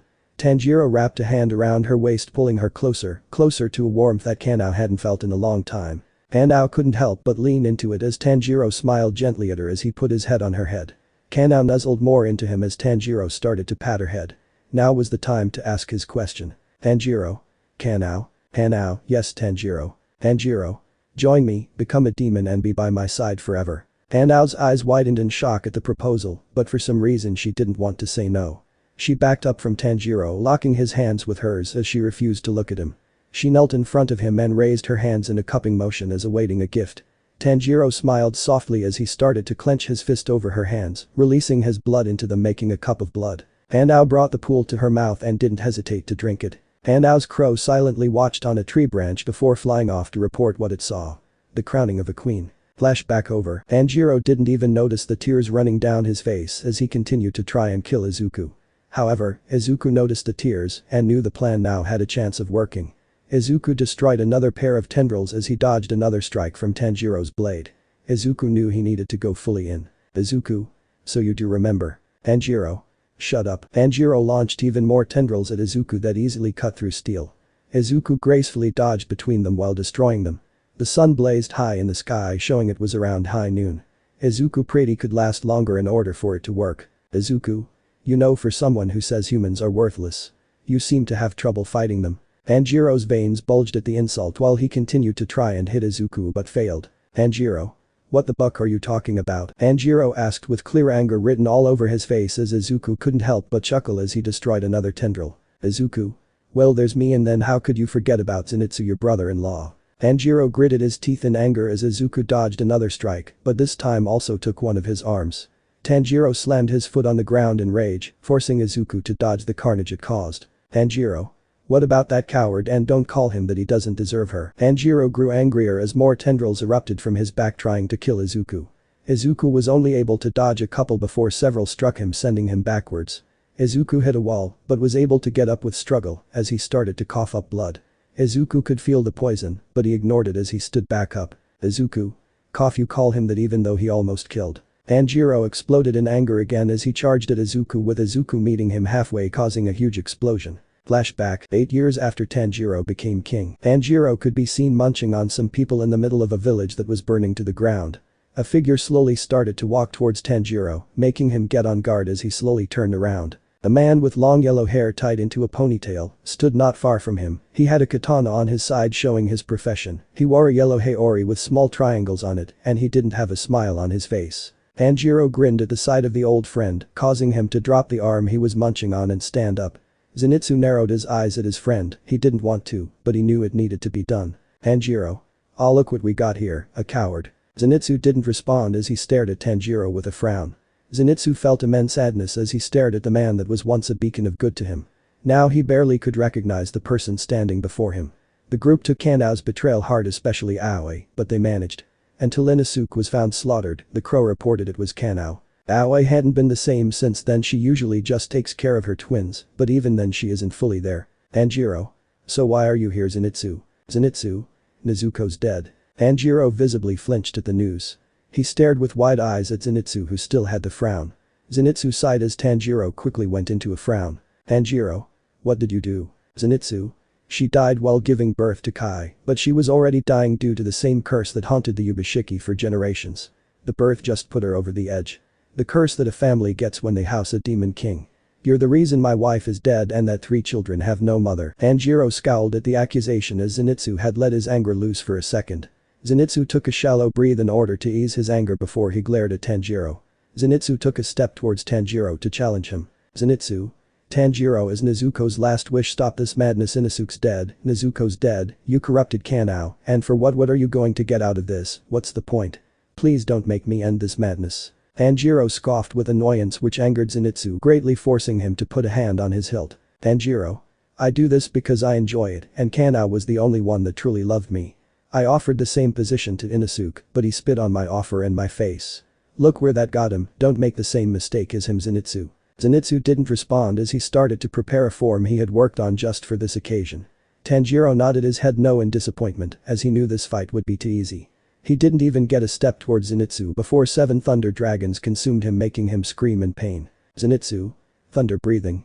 7th form, Flaming Thunder God sevenfold. Zenitsu appeared back in his original spot without a single drop of sweat in front of Tanjiro, who was kneeling and screaming in pain. Zenitsu didn't show any emotion on his face as Tanjiro tried to heal but found it harder. Zenitsu backed up from Tanjiro. Zenitsu? I know it's impossible to kill you, Demon, so I won't waste my time. I came to try and remind you who you are. Since that failed, remember this as the day a human kicked your demon king ass. Tanjiro watched in rage as Zenitsu walked away, never looking back. That was the last time Tanjiro saw Zenitsu, but even to this day he still remembers that look. The look of regret on Zenitsu's face. End of flashback. Tanjiro focused back on the fight, noticing that it was morning and that Izuku, even with the poison, was still standing and was barely sweating. Izuku knew he was lucky that Tanjiro wasn't fully focusing on the fight. However, the plan was working like Nozomi hoped. Izuku? So you do remember your past life, but you forgot your purpose. Don't you remember why you became a slayer in the first place? Tanjiro kept trying to hit Izuku as he ignored the pain in his head. However, Izuku didn't care and kept to the plan. Izuku? Fine, since you want to ignore the truth so bad. Tanjiro, you became a slayer to rescue your sister's humanity and to avenge your mother and siblings. Yet, here you are causing the same pain you felt, inflicting it on so many more families. Look around how many children lost their families during your tantrum. To Izuku's surprise, Tanjiro actually stopped and looked around. Izuku couldn't tell what Tanjiro was feeling as his face kept the angry pain-filled look the entire time. Until something happened that shocked Izuku. Tanjiro started to cry, the eye that had lost its lit and was burgundy was crying uncontrollably, while the other maintained its hatred. Tanjiro touched his cheek and looked confused on why it was wet. Izuku. Just a little more. Tanjiro grabbed his head, dropping his sword in the process as his tendrils started to go haywire and spaz out. Izuku backed up as he knew the fight might begin again. He was right. Tanjiro. Get out of my head. Izuku dodged the tendrils while traversing through the debris of a building with the tendrils jazzing after him. Izuku slashed any that got too close, but the tendrils were faster, forcing Izuku to use the walls, but the tendrils either just rammed through them or sliced through them like butter. However, Tanjiro didn't move from his spot as he was still screaming in pain while grabbing his head. Izuku destroyed the tendrils with ease after he trapped them together and destroyed them in one swing. Izuku landed in front of the injured Tanjiro with a sad look as he watched a man he was told was so great in such a pitiful state. Flashback. Nozomi. Izuku, you can't beat the king in a fight. Izuku looked at Nozomi with shock as he sat across from her. Nozomi had told the first half of the plan to Izuku. The plan was for Nozomi to sacrifice herself so Izuku could challenge the Demon King and the Hashira can handle the remaining moons. But now is the time for the real plan. Nozomi. He is immune to the sun, immune to beheading, and most likely can't even be destroyed. He is unbeatable in any physical fight. Izuku. Then what am I? Nozomi. Let me finish. Izuku stopped himself as Nozomi looked in his direction with her lightless eyes. Nozomi. He can't be beat in a physical fight. So you have to defeat him in a mental. Attack his morals, attack his identity, attack his past, attack his existence, you have to make him give up. Do you understand, Izuku? Izuku. I understand, Nozomi. Nozomi. Now the idle time is after Upper One is killed, her name is Kanao. After she is killed, that's when you begin the plan. But first let me tell you everything about him, let's start with his name. Flashback over. Izuku knew he needed just one more good push and it's all over. Izuku walked up to Tanjiro and began his speech. Izuku. It's not too late to stop this madness, Tanjiro. Think about everyone that you used to cherish and answer me honestly if they would want this from you. Don't this for me or for you, give up for them. Tanjiro's tendrils went back into his back as he put his hands on the ground and just stared at the ground. Izuku. Do it for your mother, Kai. A beautiful woman wearing a white apron with purple eyes and a mole on her cheek appeared in Tanjiro's mind. She smiled kindly at him while giving him a bowl of food. Izuku. Do it for your murdered siblings, Takeo, Hanako, Shigeru, Rakuta. 4 children appeared in Tanjiro's mind as he recalled a time when he watched them play together. The last time he watched them play together. Izuku. Do it for your old sensei, Urakadaki. The old man wearing a red Tengu mask can be seen showing Tanjiro how to swing a sword properly. Izuku. Do it for your big brother, Giyu. A man with black bluish hair and a ponytail with a mismatched Haori could be seen sitting next to Tanjiro as he recalled the time they had a eating contest. Izuku. Do it for your teammates that you considered brothers, Zenitsu and Inosuke. Tanjiro remembers the time they ate together during the Hashira training. Izuku. Do it for Aoi. The girl with 2 pigtails and blue eyes appears in Tanjiro's mind as he remembers the time he came across her fixing a special box. Izuku. Do it for your sister. Stop this madness and rest, Tanjiro, you don't deserve this loneliness. You should have died a human, not an abomination. But please reclaim your humanity, Tanjiro, while you still have a chance. Rest, Tanjiro. Light sniffling could be heard from Tanjiro as teardrops could be seen falling to the ground, wetting the ground. Tanjiro looked up to Izuku with his 2 burgundy eyes that were full of regret. Izuku's face remained passive, but you could see the relief in his eyes. Tanjiro looked at his trembling hands, remembering what he had done. The tears just kept coming as Tanjiro cried in anguish. Tanjiro. My god. What have I done? Izuku. Enough, Tanjiro. You've done enough. Now please rest. Tanjiro refused to meet Izuku's eyes as he slowly nodded his head in agreement. Tanjiro took a deep breath as he started to destroy cells. Elsewhere, slayers could be seen fighting all over the city trying to stop a demon rampage until the demons started to disappear as well. Tanjiro fully dusted, leaving Izuku alone as he collapsed to his knees in relief. Tanjiro opened his eyes and saw that he was in complete darkness. He heard crying and quickly turned to a crying Kanao. He didn't hesitate to run towards her but stopped himself a couple feet from her, but she noticed him anyway. Kanao. Tanjiro. But how? Tanjiro didn't respond as he went to his knees and put himself on the floor in front of Kanao. Tanjiro started crying as he knelt there. Tanjiro. I'm sorry, Kanao, for everything. You deserve better, so for atonement I'll take all your sins so you can go to heaven. That's admirable, big brother. Tanjiro's heart stopped as he turned around to the familiar voice. However, the voice wasn't alone as every person Tanjiro has ever talked to stood beside his beloved sister. His mother, father, siblings, friends, all of them stood there. Kanao helped Tanjiro get up as the two stared at the group. Then the light appeared behind the group as a red light lit behind the couple. Tanjiro gave Kanao a light push towards the light as he turned around and started walking towards the growing flames. Tanjiro. Go Kanao, I'll take your sins with me. Goodbye my love. Kanao. Tanjiro. Kanao quickly grabbed Tanjiro's arm, stopping him from going any further. Tanjiro turned around towards her, showing his tears that had been falling. Kanao nodded her head no as she intertwined their fingers. The couple looked towards the group one more time before walking together towards the flame and enduring their punishment. Izuku kept breathing as he stared at the sun with a smile. He didn't even feel the blood leaking out of his stomach from a hit he got earlier. Even when he did feel the blood starting to pool around him, he didn't care since he knew he was going to die anyway. Izuku. How would you look at that? You were right Nozomi, it seems I owe you that drink. Thump thump thump thump thump thump thump thump. Izuku. Looks like this is it for me. At least no one has to worry about demons anymore. Thump thump thump thump thump thump. Izuku. I'm sorry Momoko that you won't grow up with a dad, I hope Eri can take care of you. Eri, I'm thankful you stayed by my side even when I was stubborn. Momo, I'm sorry and I understand. Thump thump thump thump. Izuku. I'm sorry Mom, Dad, Izumi, everyone, for putting you guys in danger. If I could I would have never brought you guys into this fight, but I did because I knew you guys would make a difference. I pray to God most of you survived. Thump thump. Izuku. A world without demons. I wonder what it would be like to live in one. Izuku closed his eyes imagining that scenario as he felt senses starting to fail him. He couldn't feel anything but he didn't mind. He was at peace with himself and was happy he was finally able to repay his master by completing his mission for him. Izuku saw a younger looking him with green hair and wearing a weird costume. He saw a younger Eri run up to him for a hug with a girl not far behind. Izuku was surprised but not disappointed when the girl gave him a kiss on the cheek. Izuku. Ichako. Huh. Not bad. Not bad at all. Ichako. Izuku where are you? Ichako could be seen searching Ground Zero where the two suns collided. She had rushed there as soon as the demon she was holding off at the hospital dusted away. Ichako kept looking until she finally found what she was looking for.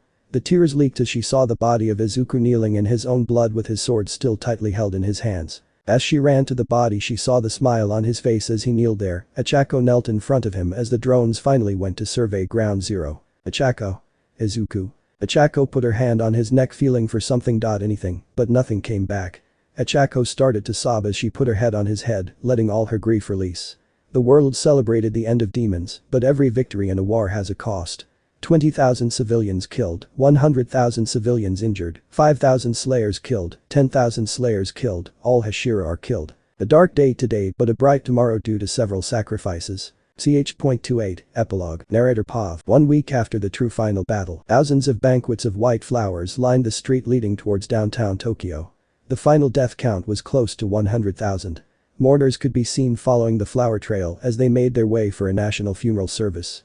Though people were glad that demons were gone, they couldn't hold their grief towards the fallen. The corporation was disbanded not only because the demons were gone, but the whole foundation of it was already destroyed. The leader was dead along with all her hashira. In the center of downtown stood a statue with thousands of pictures on an altar in front of it. The statue was of the sun, showing that light will always overcome the darkness. The sun was pure gold with the names of all the fallen written on it. Under and around the sun was thousands of pictures of the fallen. Each picture had a black frame and white ribbon around the top. They were laid on 4 rows with each row being full of people of a different rank. The bottom row was the civilians, the second was slayers, the third was the hashira, and at the top was a picture of Nozomi. The remnants of Class 1A, the last survivors of UA, were in the front of the service. Ichako stared sadly at the pictures of her mother and love. Best friend. Next to her stood Eri, who was tightly holding Ichako's hand. She was crying as she stared at the picture of her father, but her face was completely emotionless as she cried. The 14-year-old Eri came alone as Momo refused to come to the service, which greatly pissed Ichako and Izumi off. Everyone was wearing their black kimonos as the service began. 4 years later, the 18-year-old Eri could be seen holding 2 bags as she walked out of her home with a scowl. Momo walked away from the door with an angry look as she turned her back on her daughter. A 4-year-old Momoko chased after Eri and grabbed her skirt, trying to stop her. Eri stopped and looked down on the 4-year-old with a sad smile. Momoko. Big sis, where are you going? Why is mom angry? Eri knelt down and put her hand on the child's head, ruffling the green messy hair. Eri. I'm sorry Momoko. I just can't be around your mother anymore. But remember 2 things Momoko while I'm gone. That I love you and our father loves us. Momoko nodded as Eri got up and walked away. That was the last time Eri ever saw her family. 12 years later, a 16-year-old green-haired teenage girl could be seen arguing with an older woman at the dinner table. Well, a 15-year-old boy with black hair sat next to his mother while staring at his sister with a disapproving look. Momoko. Tell me about my father. Momo. No, and that's final, he was a deadbeat and did nothing for this family. Momo clenched her fist as she almost cracked the glass of wine she was drinking. The 8th one of the day. Momoko. If he was deadbeat, how the hell do we have this estate? You don't even work. Slap. Momoko fell to the floor with a thud as she grasped her cheek. Momo could be seen with extended hand showing she was the one that hit her. The boy just shook his head in disappointment as his sister got up and walked away. Momoko went to her room crying as she looked at a picture Eri sent her. It was a young Eri, a young-looking man and old man smiling together with swords. Eri had told her that was her dad and that his name was Izuku Midoriya. Momoko's eyes hardened as she got 2 bags out and started to put her clothes in one while leaving the other empty. After she packed the first pack, she grabbed the second pack and took it with her to the attic. As she sneaked into the attic and walked to a dresser, she opened the first drawer and took out a green and black checkered haori, her father's haori. She neatly folded it into the suitcase next to her. She then grabbed another haori, it was orange with red trimmings and had multiple suns on it. She put it with the other one. She opened the middle drawer and took out a black uniform with the kanji for destroy on the back. She neatly folded it with the 2 haoris and closed the suitcase. She took a deep breath as she opened the last drawer. In it was a sword in a scabbard laying next to a book that had logo of the sun on it. Momoko picked up the sword and unsheathed it a little to see the black metal and the sun handguard. She sheathed it and laid it next to her as she went to grab the book. It was orange cover with a red sun in the middle. It had no title on the side or anywhere on the outside. She noticed though the spine of the book was red as well, with the pages having a yellow glow. She opened it to the first page and saw the title and author. Sun Breathing, Demons and My Legacy by Izuku Midoriya. I wrote this manual in case I failed to defeat the Demon King. This book will explain about demons, breathing techniques, total concentration breathing, and sun breathing. If you find this, you either are related to me or are trusted by my family.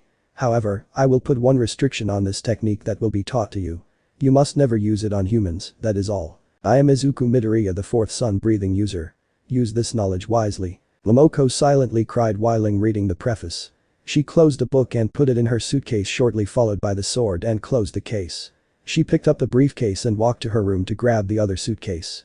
With both suitcases she walked by her mother and brother without a second glance. Her mother stood behind her with a hurt look as her brother looked from the couch in confusion. Momoko. Where are you going? Momoko didn't answer as she opened the door and started to walk out, causing her mother to start tearing up and her brother to get up with shock. Momoko, please, I'm sorry, just sit down and we can talk. Momoko. No. I'm done. I've given too many chances, Mom, and you just keep going back into your drunken spites. I'm done, don't talk to me again. Momo started to cry as she realized she was about to lose another daughter. Her brother, however, saw this as complete disrespect and became enraged. Momoko, get back here, you're sullying the Yaoi Orsu name, now get back in here, you're out of the family. Momoko didn't stop walking once as she responded. Momoko.